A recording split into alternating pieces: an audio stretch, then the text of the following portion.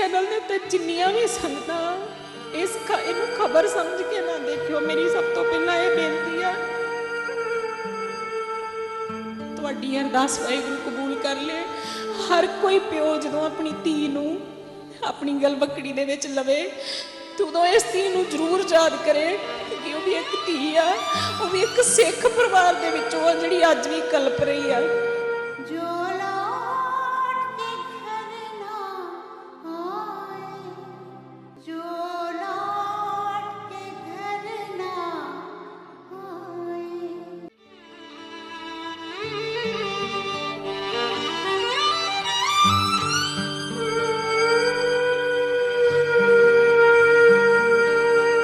ਅੱਜ ਜਿਸ घर की दहलीज के उत्ते मैं खड़ा हाँ, इस घर का वो नौजवान बेटा जिस की उम्र 24 साल सी उस वेले जदों 1971 की जंग दे विच उसनूं पाकिस्तान ने फड़ लिया ते अज भी वो उत्थे पाकिस्तान दे विच जेल दे विच बंद है।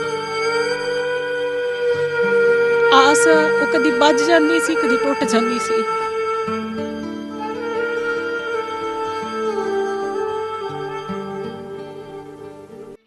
तो फिर तुसी फौज तक पहुँच की तो फौज ने की किया?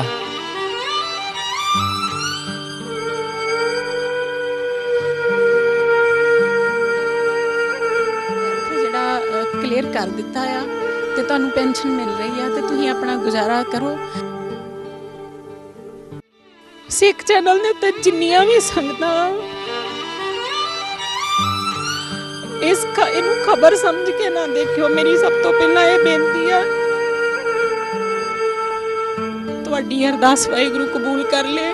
हर कोई प्यो जदों अपनी धी नूं अपनी गलबकड़ी दे विच लवे तो उदों इस धी नूं जरूर याद करे कि वो भी एक धी आ, वो भी एक सिख परिवार दे विचों आ जिहड़ी अज भी कलप रही है। पाकिस्तान दे प्रधानमंत्री इमरान खान नूं हाथ जोड़ के झोली अड्ड के ते मैं इमरान खान नूं ये बेनती करदी हां कि इस धी नूं भी वो तोहफा दे दे, मैनूं भी मेरा प्यो वापस कर दे।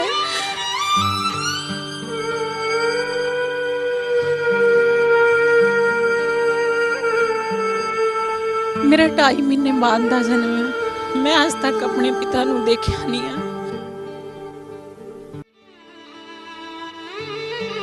एक धी नूं जदों किते भी कोई मुसीबत पैंदी है तो सब तो पहला अपने प्यो नाल दुख सुख करदी आ ते मैं किहदे नाल करां। पर मैं ये जिहड़ा केस है ये सुप्रीम कोर्ट दे विच लगना है, इन्नी मेरी हैसियत नहीं हैगी। ते मैं भारत सरकार नूं कहनी हां मैनूं कुछ नहीं चाहिदा, मैं गरीबी बर्दाश्त कर सकदी हां पर एक प्यो तो बिना रहना बहुत औखा है।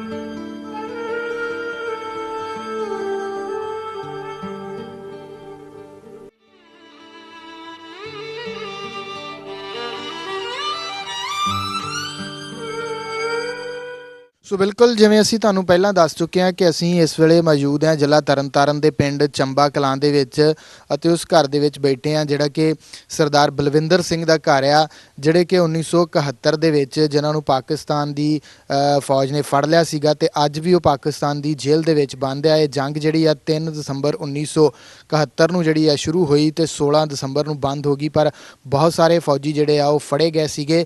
सो मेरे नाल सरदार बलविंदर सिंह दी बेटी है, सो असीं उन्हां नाल गलबात करांगे। सो पहलां फतेह दी सांझ पाउने आ। भैन जी वाहिगुरू जी का खालसा वाहिगुरू जी की फतेह।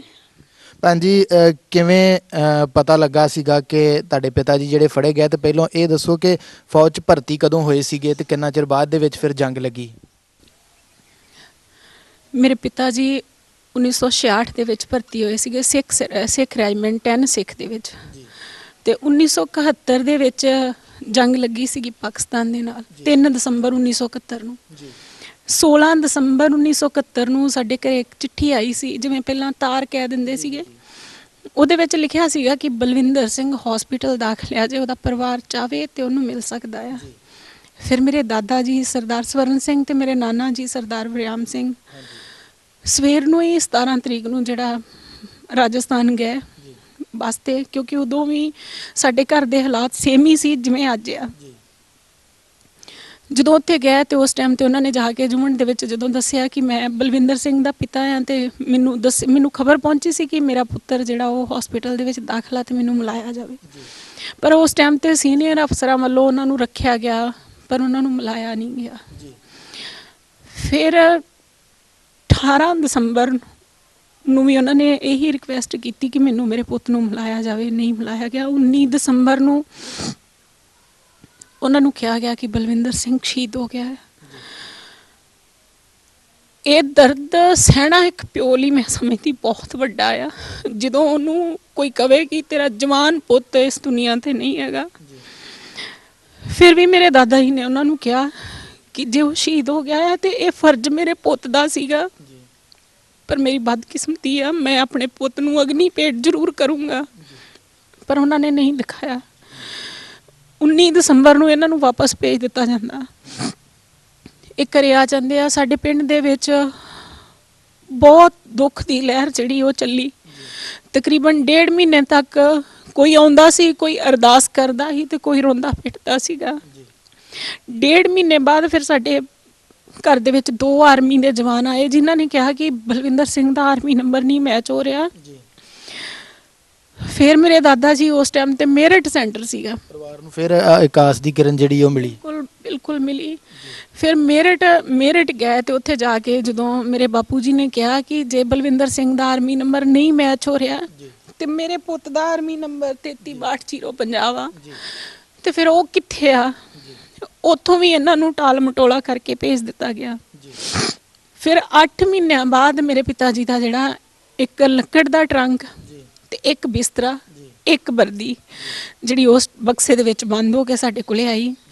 ਫਿਰ ਉਸ ਤੋਂ ਬਾਅਦ ਦੇ ਵਿੱਚ 1972 ਦੇ ਵਿੱਚ ਰੇਡੀਓ ਦੇ ਉੱਤੇ ਉਦੋਂ ਜੰਗੀ ਕੈਦੀ ਜਿਹੜੇ ਬੋਲਦੇ ਹੁੰਦੇ ਸੀਗੇ, ਰੇਡੀਓ ਦੇ ਉੱਤੇ ਅਚਾਨਕ ਖਬਰ ਆਈ ਜਦੋਂ ਲਾਹੌਰ ਦੀਆਂ ਖਬਰਾਂ ਜਿਹੜਾ ਵਾ ਉਹ ਭਾਰਤ ਵਾਲੇ ਪਾਸੇ ਦਾ ਜਦੋਂ ਰੇਡੀਓ ਚੱਲਿਆ ਤੇ ਉਸ ਦੇ ਉੱਤੇ ਅਨਾਉਂਸਮੈਂਟ ਹੋਈ ਜਾਂ ਪਾਕਿਸਤਾਨ ਵਾਲਾ ਜਿਹੜਾ ਲਾਹੌਰ ਕੋਈ ਉਸ ਟਾਈਮ ਤੇ ਲਾਹੌਰ ਦਾ ਕੋਈ ਰੇਡੀਓ ਚੈਨਲ ਚੱਲਦਾ ਸੀ, ਉਹਦੇ ਉੱਤੇ ਬਹੁਤ ਸਾਰੇ ਕੈਦੀਆਂ ਨੇ ਦੱਸਿਆ ਵੀ ਮੈਂ ਫਲਾਨਾ ਸਿੰਘ ਆ, ਮੈਂ ਫਲਾਨਾ ਸਿੰਘ ਆ। ਤੇ ਮੇਰੇ ਪਿਤਾ ਜੀ ਸਰਦਾਰ ਬਲਵਿੰਦਰ ਸਿੰਘ ਨੇ ਵੀ ਕਿਹਾ ਕਿ ਮੈਂ ਬਲਵਿੰਦਰ ਸਿੰਘ ਦਾ ਸਿੱਖ ਯੂਨਿਟ ਦਾ ਜਵਾਨ ਆ 336250 ਮੇਰਾ ਆਰਮੀ ਨੰਬਰ ਆ ਤੇ ਮੈਂ ਇਸ ਟਾਈਮ ਤੇ ਜਿਉਂਦਾ ਵਾਂ ਤੇ ਪਾਕਿਸਤਾਨ ਦੀ ਜੇਲ੍ਹ ਦੇ ਵਿੱਚ ਬੰਦ ਆ ਤੇ ਮੇਰਾ ਪਰਿਵਾਰ ਮੇਰਾ ਫਿਕਰ ਨਾ ਕਰੇ, ਮੈਂ ਬਹੁਤ ਜਲਦੀ ਵਾਪਸ ਆਊਂਗਾ।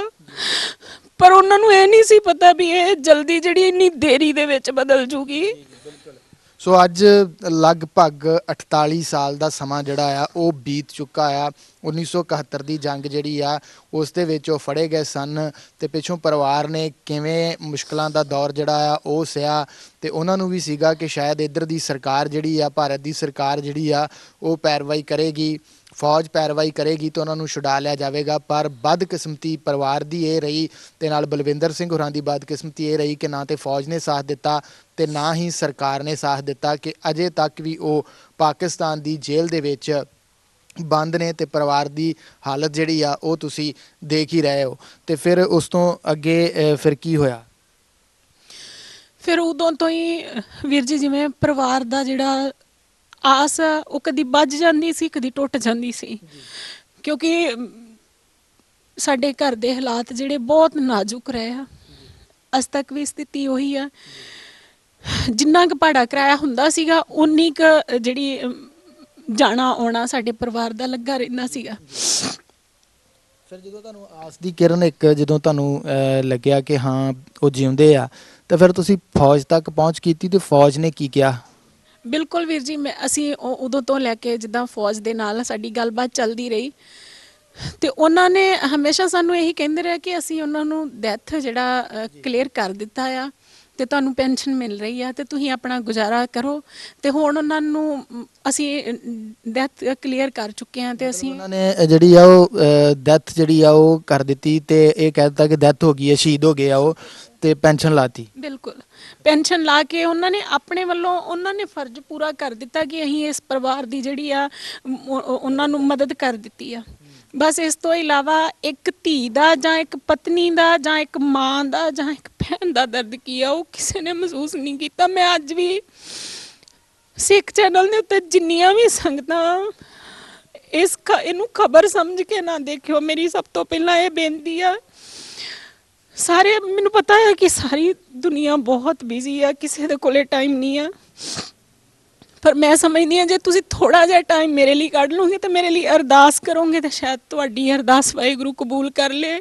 ਹਰ ਕੋਈ ਪਿਓ ਜਦੋਂ ਆਪਣੀ ਧੀ ਨੂੰ ਆਪਣੀ ਗਲਵੱਕੜੀ ਦੇ ਵਿੱਚ ਲਵੇ ਤੇ ਉਦੋਂ ਇਸ ਧੀ ਨੂੰ ਜ਼ਰੂਰ ਯਾਦ ਕਰੇ ਕਿ ਉਹ ਵੀ ਇੱਕ ਧੀ ਆ, ਉਹ ਵੀ ਇੱਕ ਸਿੱਖ ਪਰਿਵਾਰ ਦੇ ਵਿੱਚੋਂ ਆ ਜਿਹੜੀ ਅੱਜ ਵੀ ਕਲਪ ਰਹੀ ਆ। ਤੇ ਮੈਂ ਸਾਰੇ ਸਿੱਖਾਂ ਦੇ ਅੱਗੇ ਹੀ ਬੇਨਤੀ ਕਰਦੀ ਹਾਂ ਕਿ ਜਿਵੇਂ ਦੇ ਵੀ ਤੁਹਾਡੇ ਸੰਬੰਧ ਚਾਹੇ ਪਾਕਿਸਤਾਨ ਦੇ ਵਿੱਚ ਆ ਚਾਹੇ ਭਾਰਤ ਦੇ ਵਿੱਚ ਆ, ਉਹਨਾਂ ਹੁਕਮਰਾਨਾਂ ਦੇ ਨਾਲ ਮੇਰੀ ਜਿਹੜੀ ਬੇਨਤੀ ਆ ਆਪਣੇ ਜਰੀਏ ਵੀ ਤੁਸੀਂ ਕਰ ਸਕੋ ਕਿ ਸਾਡੀ ਇੱਕ ਧੀ ਜਿਹੜੀ ਆ ਉਹ ਭਾਰਤ ਦੇ ਵਿੱਚ ਰੋ ਰਹੀ ਆ, ਉਹ ਕਲਪ ਰਹੀ ਆ, ਉਹਦੀ ਫਰਿਆਦ ਕਿਉਂ ਨਹੀਂ ਕੋਈ ਸੁਣਦਾ। ਉੱਥੇ ਨਾਲ ਮੈਂ ਪਾਕਿਸਤਾਨ ਦੇ ਪ੍ਰਧਾਨ ਮੰਤਰੀ ਇਮਰਾਨ ਖਾਨ ਨੂੰ ਹੱਥ ਜੋੜ ਕੇ ਝੋਲੀ ਅੱਡ ਕੇ ਉਹਨਾਂ ਦੇ ਕੋਲੋਂ ਉਹਨਾਂ ਨੂੰ ਇੱਕ ਬੇਨਤੀ ਕਰਦੀ ਹਾਂ ਕਿ ਉਹਨਾਂ ਨੇ ਅਭਿਨੰਦਨ ਨੂੰ ਛੱਡਿਆ ਤੇ ਉਹਨਾਂ ਨੇ ਆਪਣੀ ਫੇਸਬੁੱਕ ਦੇ ਉੱਤੇ ਟਵੀਟ ਕਰਕੇ ਕਿਹਾ ਕਿ ਮੈਂ ਅਭਿਨੰਦਨ ਦੇ ਪੁੱਤਰ ਲਈ ਤੋਹਫਾ ਭੇਜ ਰਿਹਾ ਵਾਂ। ਤੇ ਮੈਂ ਇਮਰਾਨ ਖਾਨ ਨੂੰ ਇਹ ਬੇਨਤੀ ਕਰਦੀ ਹਾਂ ਕਿ ਇਸ ਧੀ ਨੂੰ ਵੀ ਉਹ ਤੋਹਫਾ ਦੇ ਦੇ, ਮੈਨੂੰ ਵੀ ਮੇਰਾ ਪਿਓ ਵਾਪਸ ਕਰ ਦੇ। ਮੈਂ ਵੀ ਇਸੇ ਤੋਹਫੇ ਦੀ ਉਡੀਕ ਦੇ ਵਿੱਚ ਆ ਕਿ ਕਿਦੋਂ ਉਹ ਤੋਹਫਾ ਆਵੇ। ਜਦੋਂ ਵੀ ਮੇਰੇ ਘਰ ਦਾ ਦਰਵਾਜ਼ਾ ਖੜਕਦਾ ਤੇ ਮੈਂ ਭੱਜ ਕੇ ਜਾਂਦੀ ਹਾਂ ਕਿ ਸ਼ਾਇਦ ਮੇਰੇ ਪਾਪਾ ਦੀ ਕੋਈ ਚੰਗੀ ਖਬਰ ਆਈ ਹੋਊਗੀ। ਸੋ ਬਿਲਕੁਲ ਪਰਿਵਾਰ ਦੀ ਹਾਲਤ ਜਿਹੜੀ ਆ ਉਹ ਤੁਸੀਂ ਦੇਖ ਸਕਦੇ ਜੇ, ਤੇ ਇਹ ਜਿਹੜੇ ਪਰਿਵਾਰਕ ਲੋਕ ਨੇ ਉਹ ਚੀਜ਼ ਜਿਹੜੀ ਆ ਉਹ ਮਹਿਸੂਸ ਕਰ ਸਕਦੇ ਆ ਕਿ ਕਿਵੇਂ ਦਾ ਦਰਦ ਜਿਹੜਾ ਹੁੰਦਾ ਆ, ਜਿਹੜਾ ਆਪਣੇ ਬੱਚਿਆਂ ਦੇ ਨਾਲ ਪਿਤਾ ਦਾ ਰਹਿਣਾ ਤੇ ਉਹਨਾਂ ਦਾ ਪਾਲਣ ਪੋਸ਼ਣ ਕਰਨਾ, ਕਿਵੇਂ ਉਹਨਾਂ ਤੋਂ ਬਿਨਾਂ। ਤੁਹਾਡੀ ਉਮਰ ਉਦੋਂ ਕਿੰਨੀ ਸੀਗੀ ਜਦੋਂ ਤੁਹਾਡੇ ਪਿਤਾ ਜੀ ਜਿਹੜੇ ਆ ਉਹ ਉਧਰ ਫੜੇ ਗਏ? ਜਾਂ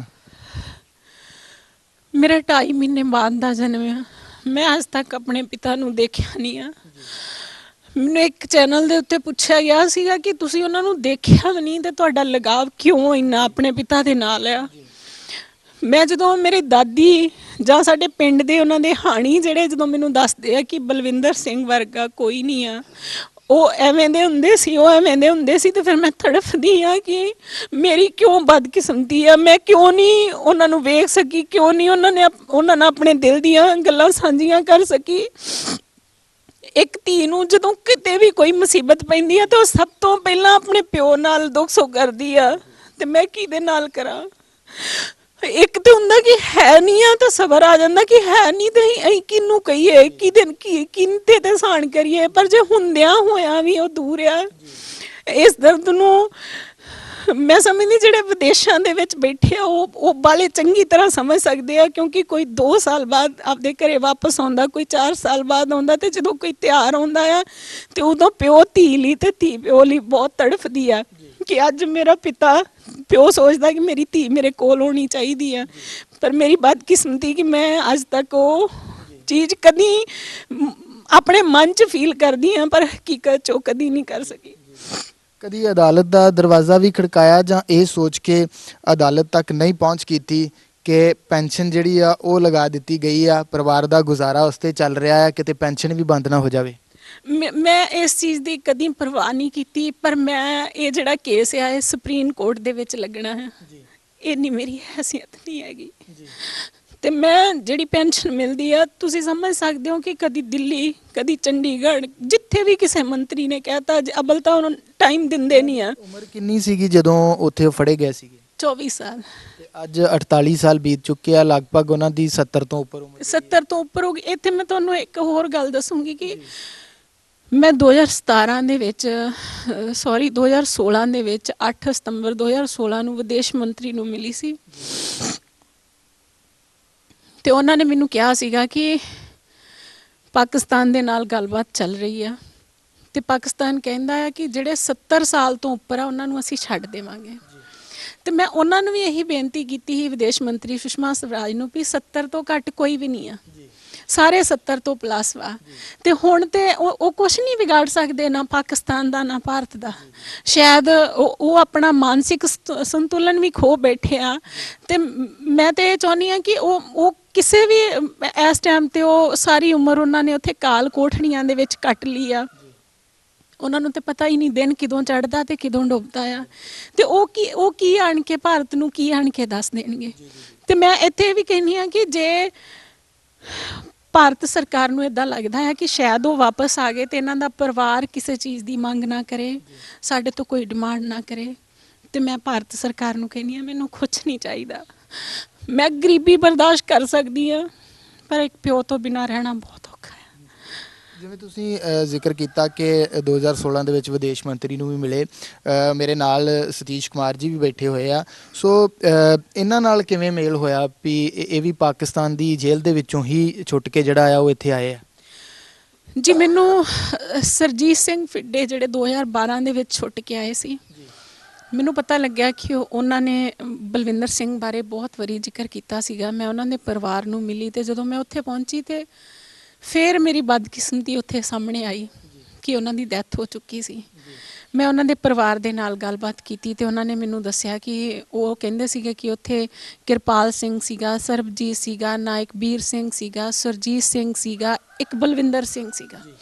ਜਦੋਂ ਉਹਨਾਂ ਨੇ ਬਲਵਿੰਦਰ ਸਿੰਘ ਬਾਰੇ ਕਿਹਾ ਤੇ ਮੈਂ ਉਹਨਾਂ ਨੂੰ ਕਿਹਾ ਕਿ ਬਲਵਿੰਦਰ ਸਿੰਘ ਕਿੱਥੋਂ ਦਾ ਸੀ? ਉਹ ਕਹਿੰਦੇ ਚੱਬੇ ਦਾ।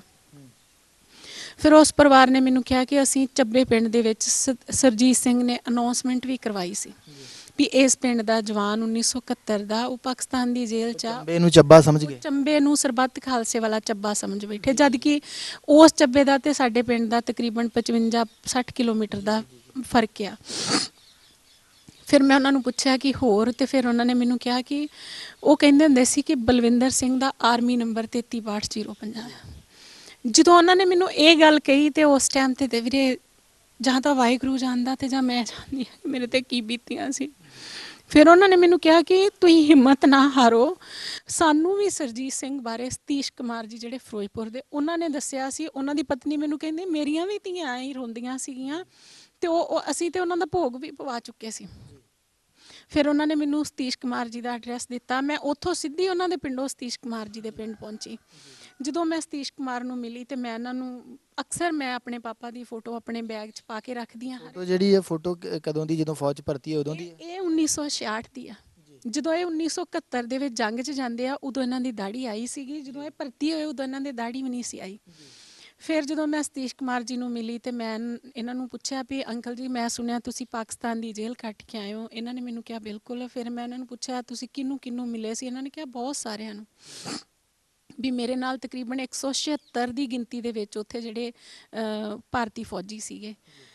ਫਿਰ ਇਹਨਾਂ ਨੇ ਪਾਪਾ ਦੀ ਮੈਂ ਫੋਟੋ ਦਿਖਾਈ। ਇਹ ਫੋਟੋ ਦੇਖ ਕੇ ਮੈਨੂੰ ਕਹਿੰਦੇ ਕਿ ਇਹਨਾਂ ਨੂੰ ਜੇ ਹੁਣ ਤੇਰੇ ਪਾਪਾ ਤੇਰੇ ਸਾਹਮਣੇ ਆਉਣ ਤੇ ਤੂੰ ਵੀ ਨਹੀਂ ਪਹਿਚਾਣ ਸਕੇਂਗੀ। ਮੈਂ ਕਿਹਾ ਅੰਕਲ ਬਿਲਕੁਲ, ਮੈਂ ਤਾਂ ਉਹਨਾਂ ਨੂੰ ਦੇਖਿਆ ਵੀ ਨਹੀਂ ਆ, ਪਰ ਜਿੰਨੀ ਮੇਰੇ ਅੰਦਰ ਉਹਨਾਂ ਨੂੰ ਮਿਲਣ ਦੀ ਖਿੱਚ ਆ ਨਾ, ਮੈਂ ਸਮਝਦੀ ਹਾਂ ਕਿ ਮੇਰੇ ਪਾਪਾ ਕਿਤੇ ਵੀ ਹੋਣਗੇ ਤੇ ਮੈਂ ਉਹਨਾਂ ਨੂੰ ਲੱਭ ਲੂੰਗੀ। ਫਿਰ ਉਹਨਾਂ ਨੇ ਜਦੋਂ ਪਾਪਾ ਬਾਰੇ ਦੱਸਿਆ ਕਿ ਮੈਂ ਉਹਨਾਂ ਦੇ ਨਾਲ 2 ਸਾਲ, ਇਹਨਾਂ ਨੇ ਕਿਹਾ ਮੈਂ 74 'ਚ ਫੜਿਆ ਗਿਆ ਸੀ, 74 ਤੋਂ ਲੈ ਕੇ 76 ਤੱਕ ਅਸੀਂ 2 ਸਾਲ ਜਿਹੜਾ ਅਲੱਗ-ਅਲੱਗ ਜੇਲ੍ਹਾਂ ਦੇ ਵਿੱਚ ਸਾਨੂੰ ਟੈਰੋਕੇਟ ਹੁੰਦਾ ਰਿਹਾ, ਅਸੀਂ ਅਲੱਗ-ਅਲੱਗ ਜੇਲ੍ਹਾਂ ਦੇ ਵਿੱਚ ਬਦਲਦੇ ਰਹੇ। ਫਿਰ ਉੱਥੇ ਮੈਂ ਇਹਨਾਂ ਨੂੰ ਮਿਲਿਆ। ਫਿਰ ਇਹਨਾਂ ਨੇ ਜਦੋਂ ਫਿਰ ਮੈਨੂੰ ਐਫੀਡੇਵਿਟ ਬਣਾ ਕੇ ਦਿੱਤਾ ਕਿ ਮੈਨੂੰ ਪੁੱਤ ਕਿਤੇ ਵੀ ਜਾਣਾ ਪਿਆ ਮੈਂ ਤੇਰੇ ਨਾਲ ਜਾਣ ਲਈ ਤਿਆਰ ਹਾਂ। ਮੈਂ ਗਵਾਹ ਹਾਂ ਇਸ ਗੱਲ ਦਾ ਕਿ ਮੈਂ ਜੇਲ੍ਹ ਕੱਟੀ ਹੈ ਤੇ ਮੈਂ ਬਲਵਿੰਦਰ ਸਿੰਘ ਉੱਥੇ ਮੇਰੇ ਨਾਲ ਸੀਗਾ। ਫਿਰ ਮੈਂ ਜਿੰਨੇ ਵੀ ਜੰਗੀ ਕੈਦੀ ਹੋਰ ਸੀਗੇ ਉਹਨਾਂ ਸਾਰੇ ਪਰਿਵਾਰਾਂ ਨੂੰ ਮਿਲੀ, ਉਹਨਾਂ ਨੂੰ ਇਕੱਠਿਆਂ ਕੀਤਾ। ਫਿਰ ਮੈਂ 14 ਜ਼ਿਲ੍ਹਿਆਂ ਦੇ ਵਿੱਚ ਕੈਂਡਲ ਮਾਰਚ ਕੀਤਾ, ਜਿਹਦੇ ਵਿੱਚ ਮੈਨੂੰ ਸਾਬਕਾ ਸੈਨਿਕਾਂ ਨੇ ਬਹੁਤ ਸਹਿਯੋਗ ਦਿੱਤਾ। ਕਿਤੇ ਵੀ ਜਾਣਾ ਹੁੰਦਾ ਸੀਗਾ ਸਾਬਕਾ ਸੈਨਿਕ ਆਪਦਾ ਭਾੜਾ ਕਿਰਾਇਆ ਲਾ ਕੇ ਜਾਂਦੇ ਸੀ, ਕਿਉਂਕਿ ਮੈਂ ਕਿਸੇ ਨੂੰ ਖੜਨ ਦੀ ਹੈਸੀਅਤ 'ਚ ਨਹੀਂ ਸੀ। ਫਿਰ ਇਹ 14 ਜ਼ਿਲ੍ਹਿਆਂ ਦੇ ਵਿੱਚ ਜਿਹੜਾ ਮੈਂ ਕੈਂਡਲ ਮਾਰਚ ਕੀਤਾ। ਫਿਰ ਉਸ ਤੋਂ ਬਾਅਦ ਦੇ ਵਿੱਚ ਮੇਰੇ ਕੋਲ ਜਿਹੜੇ 1962, 65, 71 ਦੇ ਜਿਹੜੇ ਸ਼ਹੀਦ ਪਰਿਵਾਰ ਸੀਗੇ ਉਹ ਆਉਣੇ ਸ਼ੁਰੂ ਹੋ ਗਏ, ਜਿਵੇਂ ਟੀਵੀ ਚੈਨਲਾਂ 'ਤੇ ਖਬਰਾਂ ਦੇਖ ਕੇ। ਉਹ ਮੈਨੂੰ ਕਹਿਣ ਲੱਗੇ ਕਿ ਅਸੀਂ ਤੇਰੇ ਲਈ ਲੜਾਂਗੇ, ਤੂੰ ਸਾਡੇ ਲਈ ਲੜ। ਇੱਥੇ ਮੈਂ ਥੋੜ੍ਹਾ ਜਿਹਾ ਆਪਣੇ ਰਸਤੇ ਤੋਂ ਭਟਕੀ, ਉਹਨਾਂ ਦੀਆਂ ਗੱਲਾਂ 'ਚ ਆਈ। ਮੈਨੂੰ ਲੱਗਿਆ ਕਿ ਮੈਂ ਇਕੱਲੀ ਹਾਂ, ਜੇ ਪਰਿਵਾਰ ਮੇਰਾ ਸਾਥ ਦੇਣਗੇ। ਜਦੋਂ ਇੱਕ ਫੌਜੀ ਦੀ ਪਤਨੀ ਕਿਤੇ ਬਹਿੰਦੀ ਆ ਤੇ ਸਰਕਾਰ ਨੂੰ ਝੁਕਣਾ ਪੈਂਦਾ ਆ। ਮੈਂ ਉਹਨਾਂ ਦੇ ਲਈ ਫਿਰ ਬਾਦਲ ਦੀ ਕੋਠੀ ਦੇ ਅੱਗੇ, ਉਸ ਟਾਈਮ ਤੇ ਬਾਦਲ ਸਰਕਾਰ ਸੀਗੀ, 2017 ਦੇ 2016 ਦੇ ਵਿੱਚ ਅਸੀਂ ਧਰਨੇ ਲਾਉਣੇ ਸ਼ੁਰੂ ਕੀਤੇ। ਫਿਰ ਮੈਂ 2016 ਦੇ ਵਿੱਚ ਧਰਨਾ ਲਾਇਆ CM ਹਾਊਸ ਦੇ ਅੱਗੇ 22 ਦਿਨ। ਸੌਰੀ ਹੁਣ ਮੇਰੇ ਦਿਮਾਗ 'ਚ ਨਹੀਂ, 2016 'ਚ ਹੀ ਲਾਇਆ, ਹਾਂ 17 'ਚ ਨਹੀਂ 2016 'ਚ ਧਰਨਾ ਲਾਇਆ। 161 ਪਰਿਵਾਰਾਂ ਨੂੰ ਜਿਹੜਾ 50-50 ਲੱਖ ਰੁਪਈਆ ਪੰਜਾਬ ਸਰਕਾਰ ਵੱਲੋਂ ਦਵਾਇਆ। ਮੈਂ 1 ਰੁਪਈਆ ਅੱਜ ਤੱਕ ਸਰਕਾਰ ਦੇ ਕੋਲੋਂ ਨਹੀਂ ਲਿਆ। ਮੈਨੂੰ ਜਦੋਂ ਵੀ ਲੋੜ ਹੁੰਦੀ ਆ ਮੈਂ ਆਪਣੇ NRI ਵੀਰਾਂ ਦੇ ਅੱਗੇ ਬੇਨਤੀ ਕਰਦੀ ਹਾਂ ਕਿ ਮੈਨੂੰ ਤੁਹਾਡੇ ਸਾਥ ਦੀ ਲੋੜ ਆ, ਤੇ ਮੇਰੇ ਵੀਰ ਭਰਾ ਜਿਹੜੇ ਜਿੰਨੀ ਕੁ ਮੈਨੂੰ ਜ਼ਰੂਰਤ ਹੁੰਦੀ ਉਹ ਮੇਰੀ ਜ਼ਰੂਰਤ ਪੂਰੀ ਕਰਦੇ ਆ। ਪਰ ਮੈਂ ਕਿਸੇ ਸਰਕਾਰ ਦੇ ਕੋਲੋਂ ਕੋਈ ਪੈਸਾ ਨਹੀਂ ਲਿਆ। ਉਹਨਾਂ ਪਰਿਵਾਰਾਂ ਨੇ 50-50 ਲੱਖ ਰੁਪਈਆ ਲੈ ਕੇ ਅੱਜ ਉਹ ਪਰਿਵਾਰ ਮੇਰੇ ਨਾਲ ਗੱਲ ਵੀ ਨਹੀਂ ਕਰਦਾ। ਤੁਸੀਂ ਆਪ ਮੈਰਿਡ ਹੋ? ਮੇਰਾ ਵਿਆਹ ਹੋਇਆ ਸੀਗਾ, ਫਿਰ ਮੇਰਾ ਡਿਵੋਰਸ ਹੋਇਆ। ਹੁਣ ਮੇਰਾ ਬੇਟਾ ਆ, ਮੇਰੇ ਕੋਲ ਰਹਿੰਦਾ ਆ। 10 ਸਾਲ ਮੇਰੇ ਬੱਚਾ ਨਹੀਂ ਹੋਇਆ। ਫਿਰ ਉਸ ਤੋਂ ਬਾਅਦ ਦੇ ਵਿੱਚ ਉਹਨਾਂ ਨੇ ਜਿੱਦਾਂ ਮੇਰੇ ਨਾਲ ਰਹਿੰਦੇ ਹੀ ਮੇਰੇ ਸਹੁਰੇ ਪਰਿਵਾਰ ਨੇ ਬੇਦਖਲ ਕੀਤਾ। ਅਸੀਂ ਅਲੱਗ ਰਹਿਣ ਲੱਗ ਗਏ, ਉਹ ਅਲੱਗ ਰਹਿੰਦੇ ਸੀ। ਇਹਦੇ ਵਿੱਚ ਉਹਨਾਂ ਨੇ ਵਿਆਹ ਕਰਵਾਇਆ। ਮੈਨੂੰ ਨਹੀਂ ਪਤਾ ਇਹਦੇ ਬਾਰੇ। ਫਿਰ ਉਹ ਜਦੋਂ ਮੇਰੇ ਬੇਟਾ ਹੁੰਦਾ ਆ, ਉਹਨਾਂ ਦੇ ਉਹਨੇ ਟਾਈਮ 'ਚ 2 ਬੇਟੀਆਂ ਹੋ ਗਈਆਂ ਸੀ। ਫਿਰ ਜਦੋਂ ਮੇਰੇ ਬੇਟਾ ਹੁੰਦਾ ਆ ਤੇ ਉਹ ਲੇਡੀਜ਼ ਮੇਰੇ ਕੋਲ ਆਣ ਕੇ ਮੈਨੂੰ ਕਹਿੰਦੀ ਆ ਕਿ ਮੇਰੇ ਨਾਲ ਵੀ ਇਹਨੇ ਵਿਆਹ ਕਰਾਇਆ ਹੈ ਤੇ ਮੇਰੇ 2 ਧੀਆਂ ਆ, ਮੈਂ ਕਿੱਥੇ ਜਾਵਾਂ। ਮੈਂ ਆਪਣੇ ਬੇਟੇ ਵੱਲ ਨੂੰ ਦੇਖਿਆ ਤੇ ਮੈਂ ਕਿਹਾ ਕਿ ਇੱਕ ਧੀ ਆਪਣੇ ਪਿਓ ਤੋਂ ਬਿਨਾਂ ਕਿਵੇਂ ਰਹਿੰਦੀ ਆ, ਇਹ ਮੇਰੇ ਤੋਂ ਵੱਧ ਕੇ ਸ਼ਾਇਦ ਕੋਈ ਨਹੀਂ ਜਾਣ ਸਕਦਾ। ਮੈਂ ਉਹਨੂੰ ਕਿਹਾ ਤੂੰ ਰਹਿ, ਮੈਂ ਜਾਨੀ ਹਾਂ। ਮੈਂ ਆਪਣੀ ਮਾਂ ਦੇ ਕੋਲ ਆ ਗਈ। ਹੁਣ ਮੇਰਾ ਬੇਟਾ ਤਕਰੀਬਨ 9 ਸਾਲ ਦਾ ਆ। ਵਾਹਿਗੁਰੂ ਦੀ ਕਿਰਪਾ ਆ, ਬਹੁਤ ਸਮਝਦਾਰ ਆ। ਪਰ ਮੇਰਾ ਬੇਟਾ ਉਹਨਾਂ ਬਾਰੇ ਕਦੀ ਜ਼ਿਕਰ ਨਹੀਂ ਕਰਦਾ। ਉਹ ਹਮੇਸ਼ਾ ਆਪਣੇ ਨਾਨੇ ਬਾਰੇ ਗੱਲ ਕਰਦਾ ਆ ਕਿ ਜਿਸ ਪਰਿਵਾਰ ਨੇ ਕਦੀ ਸਾਨੂੰ ਪੁੱਛਿਆ ਹੀ ਨਹੀਂ। ਤੁਸੀਂ ਇੱਥੇ ਰਹਿ ਰਹੇ ਹੋ? ਮੈਂ ਇੱਥੇ ਰਹਿ ਰਹੀ ਹਾਂ। ਹੁਣ ਪਿਛਲੇ 6 ਮਹੀਨਿਆਂ ਤੋਂ ਮੇਰੇ ਮਾਤਾ ਜੀ ਜਿਹੜੇ ਉਹ ਸੱਚਖੰਡ ਸ੍ਰੀ ਹਜ਼ੂਰ ਸਾਹਿਬ ਵਿਖੇ ਰਹਿੰਦੇ ਆ। ਫਿਰ ਮੈਂ ਜਿੱਦਾਂ ਕਦੀ ਇੱਥੇ ਰਹਿੰਦੀ ਹਾਂ, ਕਦੀ ਮੈਂ ਆਪਣੇ ਕਿਸੇ ਰਿਸ਼ਤੇਦਾਰ ਦੇ ਕੋਲ ਰਹਿੰਦੀ ਹਾਂ। ਜਿਵੇਂ ਇਕੱਲੀ ਦਾ ਵੀ ਦਿਲ ਨਹੀਂ ਲੱਗਦਾ। ਫਿਰ ਜੇ ਕਿਤੇ ਜਾਣਾ ਆਉਣਾ ਹੁੰਦਾ ਹੈ ਤੇ ਫਿਰ ਇਕੱਲੀ ਨੂੰ ਬੇਟੇ ਨੂੰ ਘਰ ਛੱਡਣਾ ਔਖਾ ਹੋ ਜਾਂਦਾ ਆ। ਫਿਰ ਮੈਂ ਜਿਵੇਂ ਕਦੀ ਮਾਸੀ ਕੋਲੇ, ਕਦੀ ਮਾਮੇ ਕੋਲੇ, ਕਦੀ ਭੂਆ ਕੋਲੇ, ਇੱਦਾਂ ਹੀ ਬਸ। ਸੋ ਮੇਰੇ ਨਾਲ ਸਤੀਸ਼ ਕੁਮਾਰ ਜੀ ਵੀ ਨੇ, ਉਹਨਾਂ ਨਾਲ ਵੀ ਅਸੀਂ ਗੱਲ ਕਰਾਂਗੇ ਜਿਹੜੇ ਪਾਕਿਸਤਾਨ ਦੀ ਜੇਲ੍ਹ ਦੇ ਵਿੱਚ ਵੀ ਬੰਦ ਰਹੇ ਆ ਤੇ ਉੱਥੋਂ ਇਹ ਕਿਵੇਂ ਰਿਹਾ ਹੋ ਕੇ ਆਏ ਆ, ਕਿਵੇਂ ਇਹਨਾਂ ਨੂੰ ਉੱਥੇ ਇਹਨਾਂ ਦੇ ਉੱਤੇ ਵੀ ਤਸ਼ੱਦਦ ਕੀਤਾ ਗਿਆ। ਸੋ ਆਓ ਇਹਨਾਂ ਨਾਲ ਵੀ ਗੱਲਬਾਤ ਕਰਦੇ ਹਾਂ। ਸਤਿ ਸ਼੍ਰੀ ਅਕਾਲ ਜੀ। ਸਤਿ ਸ਼੍ਰੀ ਅਕਾਲ ਜੀ। ਕਿਵੇਂ ਤੁਸੀਂ ਉੱਥੇ ਜੇਲ੍ਹ ਦੇ ਵਿੱਚ ਪਹੁੰਚੇ ਤੇ ਕੀ ਹੋਇਆ ਤੁਹਾਡੇ ਤੇ, ਕਿਵੇਂ ਦਾ ਤਸ਼ੱਦਦ ਕੀਤਾ ਗਿਆ ਤੇ ਕਿਵੇਂ ਰਿਹਾ ਹੋਏ? ਮੈਂ ਚਾਹੂੰਗਾ ਕਿ ਤੁਸੀਂ ਪੂਰੀ ਦੁਨੀਆ ਦੇ ਵਿੱਚ ਵਸਦੇ ਜਿਹੜੇ ਸਾਡੇ ਦਰਸ਼ਕ ਹੈ ਉਹਨਾਂ ਨਾਲ ਇਹ ਚੀਜ਼ ਸਾਂਝੀ ਕਰੋ। ਅਸੀਂ ਸਰ, ਮੈਂ ਇੰਡੀਅਨ ਆਰਮੀ ਭਰਤੀ ਹੋਇਆ ਸੀਗਾ ਸੰਨ 1967 'ਚ। ਜੀ ਸਾਨੂੰ ਉੱਥੇ ਚਲੇ ਗਏ। ਮੈਂ ਪਹਿਲੀ ਕੋਰਸ ਭਰਤੀ ਹੋਇਆ ਜੀ ਪਾਇਨੀਅਰ 'ਚ। ਜੀ ਸਾਡਾ ਟ੍ਰੇਨਿੰਗ ਸੈਂਟਰ ਸੀ ਰਾਜਸਥਾਨ 'ਚ ਅਲਵਰ। ਜੀ ਮੇਰਾ ਨੰਬਰ ਹੈ 80 18 660 ਜੀ PCTC ਅਲਵਰ, ਇਹ training company, post of Itarana, Rajasthan, India. ਜੀ ਉਸ ਤੋਂ ਬਾਅਦ ਉੱਥੇ ਮੇਰਾ ਝਗੜਾ ਹੋਇਆ ਕਿਸੇ ਦੇ ਨਾਲ। ਉਹ ਮੈਨੂੰ ਕਹਿਣ ਲੱਗੇ ਵੀ ਤੈਨੂੰ ਅਗਰ ਪਾਕਿਸਤਾਨ ਭੇਜੀ ਸਿਕਿਉਰਿਟੀ ਵਾਸਤੇ ਚਲਾ ਜਾਏਗਾ ਤੇ ਤੈਨੂੰ 3 ਸਾਲ ਸੂਬੇਦਾਰ ਬਣਾ ਦੇਵਾਂਗੇ। ਮੈਂ ਲਾਲਚ 'ਚ ਆ ਗਿਆ। ਮੈਨੂੰ ਇਹਨਾਂ ਨੇ ਉੱਥੇ ਭੇਜਤਾ। ਮੈਂ 68 69 70 71 72 73 74 ਦੀ 28 ਜੁਲਾਈ ਨੂੰ ਫੜਿਆ ਗਿਆ। ਜੀ ਮੈਨੂੰ ਫਾਂਸੀ ਦਾ ਹੁਕਮ ਹੋ ਗਿਆ।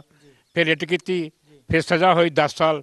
10 ਸਾਲ ਕੱਟਣ ਤੋਂ ਬਾਅਦ ਸਰਕਾਰ ਨੇ ਫਿਰ ਸਾਨੂੰ ਨਜ਼ਰ ਬੰਦ ਕਰ ਦਿੱਤਾ ਤੁਸੀਂ ਉੱਥੇ ਗਏ ਕਿਹੜੇ ਕੰਮ ਵਾਸਤੇ ਸੀਗੇ? ਜਾਸੂਸੀ ਵਾਸਤੇ। ਜੀ ਜੀ ਇੰਡੀਅਨ ਆਰਮੀ ਜਦ ਘਰ ਵਾਲੇ ਨੇ ਦੱਸਿਆ ਵੀ ਪਾਕਿਸਤਾਨ ਗਿਆ, ਇੱਕ ਘਰੇ ਤਨਖਾਹ ਮਾਂ ਬਾਪ ਨੂੰ ਦੇ ਆਏ ਜਿਹੜੇ ਕਿ ਸੁਰਗਵਾਸ ਹੋ ਗਏ, ਮੇਰੇ ਮਾਤਾ ਪਿਤਾ ਬਜ਼ੁਰਗ।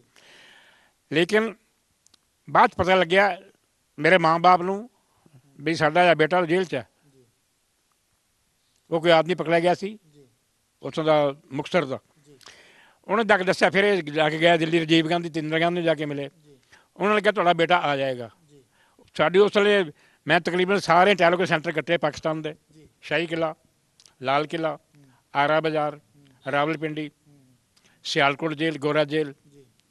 ਉਸ ਤੋਂ ਬਾਅਦ ਪਤਾ ਲੱਗਿਆ ਫਿਰ ਜਾ ਕੇ ਮਾਂ ਬਾਪ ਬਜ਼ੁਰਗ ਜਦੋਂ ਗਏ ਤਾਂ ਉਹਨਾਂ ਨੇ ਕਿਹਾ ਵੀ ਆ ਜਾਏਗਾ। ਕਿੰਨੀ ਉਮਰ ਸੀ ਤੁਹਾਡੀ ਜਦੋਂ ਉੱਥੇ ਗਏ 28 ਸਾਲ ਲਾ ਲਓ।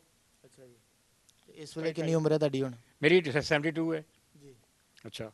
ਉਸ ਤੋਂ ਬਾਅਦ ਉੱਥੇ ਇੱਧਰ ਤਨਖਾਹ ਘਰੇ ਦੇ ਕੇ ਆਉਂਦੇ ਰਹੇ। ਜੀ ਅਸੀਂ ਹਫ਼ਤੇ ਬਾਅਦ ਆ ਜਾਣਾ। ਫਿਰੋਜ਼ਪੁਰ ਸਾਡਾ ਹੈੱਡਕੁਆਟਰ ਸੀ। ਜੀ ਅਤੇ ਮਹੇਸ਼ ਇੰਦਰਪਾਲ ਸਿੰਘ ਬਤਾਲੀਆ ਸਾਡੇ ਕਰਨਲ ਸਾਹਿਬ ਸੀ, ਸਾਡੇ ਮਹਿਕਮੇ ਦੇ INT ਦੇ, ਜੀ ਜਿਹੜੇ ਸਾਡੇ ਘਰੇ ਤਨਖਾਹ ਦਿੰਦੇ ਰਹੇ। ਜਦੋਂ ਉਹ ਪਕੜੇ ਗਏ ਇਹਨਾਂ ਤਨਖਾਹ ਵੀ ਸਾਡੀ ਬੰਦ ਕਰਤੀ ਥੋੜ੍ਹੀ ਦੇਰ ਬਾਅਦ। ਸਾਡਾ ਤਾਂ ਪਤਾ ਹੀ ਕੋਈ ਨਹੀਂ ਮੁੰਡਾ ਕਿੱਥੇ ਹੈ ਜੀ, ਕਿੱਥੇ ਨਹੀਂ ਹੈ ਜੀ, ਪਤਾ ਨਹੀਂ ਹੈ ਜੀ।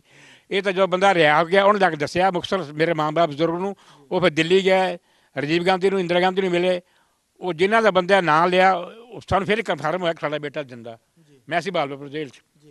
ਉਸ ਤੋਂ ਬਾਅਦ ਸਾਡੀ ਇਹਨਾਂ ਦੇ ਆਪਣਾ ਬਲਵਿੰਦਰ ਜਿਹੜੇ ਜਵਾਨ ਜੀ ਵਾਸਤੇ ਗੱਲਬਾਤ ਹੋ ਰਹੀ ਹੈ। ਸਾਡੀ ਜਦੋਂ ਸਾਨੂੰ ਅੱਖਾਂ ਤੋਂ ਪੱਟੀ ਬਣ ਕੇ ਕੱਢਦੇ ਸੀ ਉੱਥੇ, ਪੱਟੀ ਬੰਨ੍ਹ ਕੇ ਲੈਟਰਿਨ ਬਾਥਰੂਮ ਵਾਸਤੇ ਕੱਢਦੇ ਸੀ। ਅਸੀਂ ਤਕਰੀਬਨ ਕੋਈ 182 ਆਦਮੀ ਸੀ, ਜਿਨ੍ਹਾਂ 'ਚ ਕੁਛ ਮੇਰੇ ਹੁੰਦਿਆਂ ਮਰ ਗਏ ਸੀ, ਕੁਛ ਅਜੇ ਹੈ ਜਾਂ ਨਹੀਂ ਹੈ, ਇਹ ਪਰਮੇਸ਼ਵਰ ਹੀ ਜਾਣਦਾ ਹੋਊਗਾ। ਅੱਛਾ ਜੀ। ਉਸ ਤੋਂ ਬਾਅਦ ਜਨਾਬ ਕੋਈ ਪਤਾ ਨਹੀਂ। ਕਿਹੜੀ ਉੱਥੇ ਦੀ ਜੇਲ੍ਹ ਸੀ ਜਿੱਥੇ ਤੁਹਾਡੀ ਮੁਲਾਕਾਤ ਸਰਦਾਰ ਬਲਵਿੰਦਰ ਸਿੰਘ ਨਾਲ ਹੋਈ? ਕੋਟ ਲਖਪਤ, ਅੱਛਾ ਜੀ। ਸ਼ਾਹੀ ਕਿਲਾ, ਜੀ ਜੀ ਆਰਾ ਬਾਜ਼ਾਰ। ਕੀ ਗੱਲਾਂ ਬਾਤਾਂ ਹੋਈਆਂ ਉਸ ਸਮੇਂ ਜਦੋਂ ਮੁਲਾਕਾਤ ਹੋਈ? ਉਹ ਪਤਾ ਲੱਗਦਾ ਹਾਂ ਵੀ ਤੂੰ ਕੌਣ ਹੈ। ਅੱਖਾਂ ਪੱਟੀ ਲੈਟਰਨ ਵਾਸਤੇ ਭੇਜਦੇ ਸੀ ਨਾ, ਲੈਟਰਾਂ ਬਣੇ ਸੀ ਅੰਗਰੇਜ਼ਾਂ ਦੇ ਜ਼ਮਾਨੇ ਪੁਰਾਣੀਆਂ ਉਹ ਬੰਦ, ਉੱਥੇ ਫਿਰ ਅਸੀਂ ਅੱਖਾਂ ਦੇ ਪੱਟੀ ਬਣ ਕੇ ਦੇਖ ਗੱਲਬਾਤ ਕਰ ਲੈਂਦੇ ਸੀ। ਉਦੋਂ ਪਤਾ ਇਹ ਫਿਰ ਗਿਆ ਸੀ ਮੈਂ 10 ਸਿੱਖ ਰੈਜੀਮੈਂਟ ਦਾ ਇੰਡੀਆ ਤੋਂ, ਇਹ ਮੇਰਾ ਨਾਂ। ਉਹਦੀ ਥੋੜ੍ਹੀ ਜਿਹੀ ਇੱਥੇ ਸ਼ੈਲਿੰਗ ਲੱਗੀ ਸੀ ਸੱਜੇ ਪੈਰ 'ਤੇ, ਉਸ ਤੋਂ ਪੱਟੀ ਵੱਧੀ ਸੀ। ਉਸ ਤੋਂ ਬਾਅਦ ਫਿਰ ਕੋਈ ਪਤਾ ਨਹੀਂ ਆ, ਮੁਲਾਕਾਤ ਹੁੰਦੀ ਰਹੀ। ਫਿਰ ਸਾਨੂੰ ਭੇਜਤਾ ਇਹਨਾਂ ਨੇ ਸਿਆਲਕੋਟ, ਮੈਨੂੰ ਭੇਜਿਆ ਸ਼ਾਹੀ ਕਿਲ੍ਹਾ, ਫਿਰ ਉਸ ਤੋਂ ਬਾਅਦ ਉੱਥੇ ਭੇਜਤਾ ਰਾਵਲਪਿੰਡੀ। ਫਿਰ ਅਖੀਰ 'ਤੇ ਸਾਡੀ ਮੁਲਾਕਾਤ 76 ਤੋਂ ਬਾਅਦ ਸਾਡੀ ਮੁਲਾਕਾਤ ਨਹੀਂ ਹੋਈ। 76 ਬਾਅਦ ਹੋ ਗਿਆ, ਸਾਨੂੰ ਫਿਰ ਬਾਅਦ ਪਤਾ ਲੱਗਿਆ ਜਿਹੜੇ ਬੰਦੇ ਅਟਕ ਤੋਂ ਆਏ। ਇਸ ਵੇਲੇ ਬਲਵਿੰਦਰ ਸਿੰਘ ਕਿਲ੍ਹਾ ਅਟਕ 'ਚ ਹੈ, ਜਿਹੜਾ ਪੇਸ਼ਾਵਰ ਦੇ ਅੰਦਰ ਫਰੰਟੀਅਰ 'ਚ ਕਿਲ੍ਹਾ ਅਟਕ। ਉੱਥੇ ਈਰਾਨੀ ਕੈਦੀ ਹੈ, ਅਫਗਾਨੀ ਹੈ, ਬੰਗਲਾਦੇਸ਼ੀ ਹੈ, ਇੰਡੀਅਨ ਹੈ। ਜਦੋਂ ਮੈਂ ਉੱਥੋਂ ਆਇਆ ਤਕਰੀਬਨ 200 ਦੇ ਲਗਭਗ ਇੰਡੀਅਨ ਆਦਮੀ ਸੀ ਉੱਥੇ, ਜਿਨ੍ਹਾਂ 'ਚ 15 ਪੰਜਾਬ ਰੈਜੀਮੈਂਟ ਤੋਂ ਜ਼ਿਆਦਾ, ਜਿਹਨਾਂ ਕੋਈ ਉਗਸੋਗ ਨਹੀਂ ਹੈ। ਸਾਡੀ ਸਰਕਾਰ ਨੇ ਕੁਛ ਨਹੀਂ ਕੀਤਾ। 15 ਪੰਜਾਬ ਰੈਜੀਮੈਂਟ ਦੇ ਤੇ ਬਾਕੀ ਦੂਸਰੀਆਂ ਰੈਜੀਮੈਂਟਸ ਦੇ ਕਾਫੀ, ਹਾਂਜੀ। ਅਤੇ ਬੰਗਲਾਦੇਸ਼ੀ ਉਸ 'ਚ ਹੈ ਸੀ ਫੌਜੀ ਵਿਚਾਰੇ। ਅਤੇ ਕਿਉਂ ਇਸ ਤਰ੍ਹਾਂ ਸੀ ਵੀ ਅਗਰ ਉੱਥੋਂ ਪਾਕਿਸਤਾਨ ਇਕੱਠਾ ਸੀ, ਮਤਲਬ 71 ਤੋਂ ਬਾਅਦ ਡਿਕਲੇਅਰ ਹੋਇਆ। ਮਾਂ ਸੀ ਪੇਸ਼ਾਵਰ ਦੀ, ਪਿਓ ਸੀ ਬੰਗਲਾਦੇਸ਼ ਦਾ, ਇਸ ਤਰ੍ਹਾਂ ਸੀਗੇ। ਉਹ ਵੀ ਅੱਧੀ ਫੈਮਿਲੀ ਉੱਧਰ ਰਹਿ ਗਈਆਂ, ਅੱਧੀਆਂ ਫੈਮਲੀਆਂ ਇੱਧਰ ਰਹਿ ਗਈਆਂ। ਸਾਡੀ ਮੁਲਾਕਾਤ ਹੁੰਦੀ ਸੀਗੀ, ਲੇਕਿਨ ਮੈਂ 86 ਤੱਕ ਮੈਂ ਦਾਅਵੇ ਨਾਲ ਕਰਨਾ ਉਦੋਂ ਤੱਕ ਬਲਵਿੰਦਰ ਜ਼ਿੰਦਾ ਸੀ। ਅੱਜ ਮੈਨੂੰ ਆਏ ਨੂੰ ਕਿੰਨੇ ਸਾਲ ਹੋ ਗਏ ਆ। ਤੁਸੀਂ ਕਿੰਨੇ ਸਾਲ ਹੋ ਗਏ ਤੁਹਾਨੂੰ ਆਇਆ ਨੂੰ? ਮੈਂ ਸਰ 4 ਜੁਲਾਈ ਸੰਨ 1986 ਨੂੰ ਆਇਆ ਸੀ। ਸਾਨੂੰ 85 ਲੈ ਕੇ ਆਏ ਸੀ ਵਾਹਗਾ ਬੈਰੀਅਰ 'ਤੇ। ਸਾਡੀ ਸਰਕਾਰ ਸਾਨੂੰ ਲੈਣ 'ਤੇ ਇਨਕਾਰ ਹੋ ਗਈ। ਅਸੀਂ 188 ਆਦਮੀ ਸੀ। ਸਰਕਾਰ ਇਨਕਾਰੀ ਹੋ ਗਈ ਤੇ ਫੌਜ ਨੇ ਪਛਾਣਿਆ ਕਿ ਨਹੀਂ? ਨਹੀਂ ਜੀ, ਉਹਨੇ ਕਿਹਾ ਜੀ ਸਾਡੇ ਬੰਦੇ ਹੀ ਹੈ ਨਹੀਂ ਗੇ। ਨੰਬਰ ਪੁੱਛਿਆ ਮੈਥੋਂ, ਨੰਬਰ ਇਤਨਾ ਸੀਓ ਦਾ ਨਾਮ ਦੱਸਿਆ, ਉਸੇ ਨਾਮ ਦੱਸਿਆ, ਲੇਕਿਨ ਕਿਸੇ ਨੇ ਕੋਈ ਨਹੀਂ ਸੁਣਾਈ ਕੀਤੀ। ਸਾਨੂੰ ਲੈ ਕੇ ਬਾਬਲਪੁਰ ਜੇਲ੍ਹ 'ਚ ਵਾਪਸ ਪਾਕਿਸਤਾਨ। ਉੱਥੇ ਸਾਡੀ ਕਿਸਮਤ ਸਾਥ ਦੇ ਗਈ। ਉੱਥੇ ਚੀਫ ਜਸਟਿਸ ਹਾਈ ਕੋਰਟ ਦੇ ਵੇਦ ਇਕਬਾਲ ਖਾਂ, ਉਹਨਾਂ ਦੌਰਾ ਕਰ ਲਿਆ ਬਾਬਲਪੁਰ ਦਾ। ਉੱਥੇ ਸਾਡੀ ਮੁਲਾਕਾਤ ਉਹਨਾਂ ਦੇ ਨਾਲ ਹੋਈ। ਕਿ ਤੁਹਾਨੂੰ ਪਾਕਿਸਤਾਨ ਨੇ ਪਹਿਲਾਂ ਛੱਡਣ ਦਾ ਐਲਾਨ ਕੀਤਾ ਤੇ ਇਹਨਾਂ ਨੇ ਪਛਾਣਨ ਤੋਂ ਜਦੋਂ ਇਨਕਾਰ ਕੀਤਾ ਤੇ ਫਿਰ ਵਾਪਸ ਲੈ ਗਏ। ਹਾਂਜੀ ਹਾਂਜੀ, ਬਾਬਲਪੁਰ ਜੇਲ੍ਹ 'ਚ। ਉੱਥੇ ਸੁਪਰਡੈਂਟ ਸੀ ਲਲਵਾਨੀ ਸਾਹਿਬ। ਲਲਵਾਨੀ ਅਰੋੜਾ ਫੈਮਿਲੀ ਨਾਲ ਬਿਲੋਂਗ ਕਰਦੇ ਹੈ। ਸਾਨੂੰ ਉਹਨਾਂ ਨੇ ਕਿਹਾ ਵੀ ਤੁਹਾਨੂੰ ਤਾਂ ਲੈਂਦੀ ਨਹੀਂ ਸਰਕਾਰ। ਮੈਂ ਕਿਹਾ ਚੱਲ ਬੈਠੇ ਹਾਂ। ਉਸ ਤੋਂ ਬਾਅਦ ਜਦੋਂ ਉੱਥੇ ਚੀਫ ਜਸਟਿਸ ਆਇਆ ਹਾਈ ਕੋਰਟ ਦਾ ਦੌਰੇ ਵਾਸਤੇ, ਉਸ ਤੋਂ ਪਹਿਲਾਂ ਰੈੱਡ ਕਰਾਸ ਵੀ ਗਈ ਹੈ, ਲੇਕਿਨ ਸਾਨੂੰ ਉਹਨਾਂ ਨੇ ਮੁਲਾਕਾਤ ਹੀ ਕਰਨ ਦਿੱਤੀ। ਸਾਨੂੰ 9 ਬੈਰਕ 'ਚ ਵਾਰਨਾ ਤੇ ਉਹਨੂੰ 6 'ਚ ਵਾਰਨਾ, ਸਾਨੂੰ 6 'ਚ ਵਾਰਨਾ, ਸਾਨੂੰ 10 'ਚ ਵਾਰ ਦੇਣਾ। ਸਾਡੀ ਮੁਲਾਕਾਤ ਨਹੀਂ ਹੋਈ। ਉਹਦੇ ਵਿੱਚੋਂ ਕੁਛ ਚੰਦ ਆਦਮੀ ਸੀ ਬਲੈਕੀ ਜਿਹੜੇ ਇੰਡੀਆ ਨੇ ਲੈ ਲਏ, ਫੌਜੀ ਕੋਈ ਨਹੀਂ ਲਿਆ, ਬਲੈਕੀ ਲਏ ਸਾਰੇ ਇਹਨਾਂ ਨੇ। ਅੱਛਾ, ਉਸ ਤੋਂ ਬਾਅਦ ਅਸੀਂ ਵਾਪਸ ਚਲੇ ਗਏ, ਬਾਬਲਪੁਰ ਜੇਲ੍ਹ 'ਚ ਗਏ ਅਤੇ ਫਿਰ ਉਹ ਦੌਰਾ ਕੀਤਾ ਚੀਫ ਜਸਟਿਸ ਸਾਹਿਬ ਨੇ, ਜਵੇਦ ਇਕਬਾਲ ਖਾਂ ਨਾਂ ਸੀ ਉਹਨਾਂ ਦਾ। ਅਸੀਂ ਦੇਖਿਆ ਵੀ ਸਾਦਾ ਇਹ ਲਿਬਾਸ ਹੁੰਦਾ ਅਤੇ ਪਾਟੀ ਸ਼ਰਟ ਪਾਈ ਇਸ ਨੇ। ਮੈਂ ਕੋਈ ਫਕੀਰ ਹੋਣਾ ਕੋਈ। ਜੋ ਕੋਲ ਆ ਕੇ ਦੇਖਿਆ, ਪਤਾ ਲੱਗਿਆ ਮੇਰੇ ਅੱਗੇ ਪਹਿਲੇ ਬੈਠਾ ਸੀਗਾ ਜਿਹਦੀ ਉਮਰ ਸੀ 65 ਸਾਲ ਦੀ, ਗੁਰਧਰਮ ਸਿੰਘ ਕੌਮ ਠਾਕਰ ਰਾਜਪੂਤ, ਕੁੱਲੂ ਮਨਾਲੀ ਹਿਮਾਚਲ ਪ੍ਰਦੇਸ਼। ਉਹ ਸੀ ਗਿਰਫ ਪਾਈਨੀਅਰ ਦਾ। ਉਹਦੀ ਉਮਰ ਉਸ ਵੇਲੇ 60-65 ਤੋਂ ਉੱਪਰ ਸੀ। ਉਹਨੂੰ ਜਦ ਦੱਸਿਆ ਤਾਂ ਉਹਨੇ ਡੋਗਰੀ ਗਾਲ ਕੱਢੀ ਅਤੇ ਸੁਪਰਡੈਂਟ ਲੱਗਿਆ ਉਹਨੂੰ ਸਟਿੱਕ ਮਾਰਨ ਜੇਲ੍ਹ 'ਚ ਬਹਾਵਲਪੁਰ। ਉਹਨੇ ਕਿਹਾ ਤੂੰ ਕੌਣ ਉਹਨਾਂ ਸਟਿੱਕ ਮਾਰਨ ਵਾਲਾ? ਮੈਂ ਕਾਹਦੇ ਵਾਸਤੇ ਆਇਆ? ਮੈਂ ਚੀਫ ਜਸਟਿਸ ਹਾਈ ਕੋਰਟ ਦਾ। ਉਹ ਬਾਬੇ ਨੇ ਸੋਚਿਆ ਤੇ ਸਾਡਾ ਆਪਣਾ ਆਦਮੀ ਆਇਆ। ਉਹਨੇ ਕਿਹਾ ਜੀ ਮੈਂ ਇੰਡੀਆ ਤੋਂ ਆਇਆ, ਮੇਰਾ ਹੈ ਸਾਰਾ ਕੁਝ ਦੱਸਿਆ ਉਹਨੇ ਵੀ ਮੈਂ ਉੱਥੋਂ ਦਾ, ਮੈਂ ਉੱਥੇ ਹਿਮਾਚਲ ਦਾ ਰਹਿਣ ਵਾਲਾ। ਉਦੋਂ ਬਾਅਦ ਫਿਰ ਨੰਬਰ ਮੇਰਾ ਲੱਗ ਗਿਆ ਉੱਥੇ। मैंने कहा gentleman how are you, what is your name? मैं कैस के Marwaha from to India, number 80186660 PNRO। आपके CEO को क्या नाम था? मैं JL खत्री। टू IC मैं कहा जी मेरी बरादरी असी भगवान दास मरवाहा नाम से उन्होंने राजस्थान। ये किहड़े संत सी? मैंने संत स्टार सी। तुहानू कोल मिले? मैं कहा मैनू कोई पता नहीं, मैं तो इत्थे पिया। वो कहता कोई बात नहीं। वो अगे नहीं गया, चीफ तो अगे गया। फिर मैंने ड्यूटी सद्या, डॉक्यूमेंट कड्ढे भी तुहानू कदों सजाए मौत होई सी, कदों सजाए मौत टुट्टी, हुण नज़रबंदी तो नहीं करते। वो कहता भी इहनू नज़रबंदी काहदे च कीता? कहंदा जी असीं थोड़ी करदे। सुपरडेंट कहंदा जी ये तो उत्तों interior ministry, home secretary, defence ministry Lahore तो करदी, रावलपिंडी तो असीं कर सकदे इस दे विच। वो कहंदा लिस्ट बनाओ, अज 3 जुलाई सन 1986। मैं कल दौरा करूँगा, जिसकी सज़ा खत्म हो गई जाके बार्डर छड्डो। कहंदा जी इंडिया लैंदा नहीं, अगे गया सी वापस आ गए। कहंदा इंडिया नहीं लैंदा, ढट्ठे खूह च पवे, नाल पवे पाकिस्तान। इनू जाके जीरो लाइन तो छड्डो, पुश बैक। असीं पुश बैक च आए हैं। तो मैं आके कन्फर्म किया बलविंदर सिंह का भी उत्थे असीं इकट्ठे। ये बलविंदर इस वेले जो मैं आया, इस वेले अटक वाले किले च बंद है। इत्थे होर सारे इंडियन फौजी भी है, ईरानी भी है, अफगानी भी है। एक अफगानी मेरे नाल होर सी, उन्हें नाम सी मोहम्मद जवेद डॉक्टर। उन्होंने फांसी दी मेरे सामने, मैं गवाह उसका भी। वो अफगानी सी, ਅਸੀਂ ਇਕੱਠੇ ਹੀ ਇੱਕ ਹੀ ਬੈਗ 'ਚ ਰਹਿੰਦੇ ਰਹੇ, ਇੱਕ ਹੀ ਸੈੱਲ ਦੇ ਅੰਦਰ। ਸੋ ਬਿਲਕੁਲ ਤੁਸੀਂ ਦੇਖ ਸਕਦੇ ਜੇ ਕਿ ਪੰਜਾਬ ਰੈਜੀਮੈਂਟ ਦੇ ਜਿਹੜੇ ਸਿੱਖ ਸੀਗੇ ਉਹ ਉੱਥੇ ਅਜੇ ਵੀ ਬੰਦ ਨੇ। ਜਿਵੇਂ ਇਹ ਕਹਾਣੀ ਸਰਦਾਰ ਬਲਵਿੰਦਰ ਸਿੰਘ ਦੀ ਹੈ, ਇਵੇਂ ਹੋਰ ਬਹੁਤ ਸਾਰੇ ਹੋਣਗੇ ਜਿਨ੍ਹਾਂ ਦੇ ਪਰਿਵਾਰਾਂ ਨੇ ਪਹੁੰਚ ਨਹੀਂ ਕੀਤੀ, ਜਾਂ ਕਿਸੇ ਕਾਰਨ ਉਹਨਾਂ ਨੂੰ ਪਤਾ ਨਹੀਂ ਲੱਗ ਸਕਿਆ, ਜਾਂ ਫੌਜ ਨੇ ਉਹਨਾਂ ਨੂੰ ਗੁੰਮਰਾਹ ਕਰ ਦਿੱਤਾ।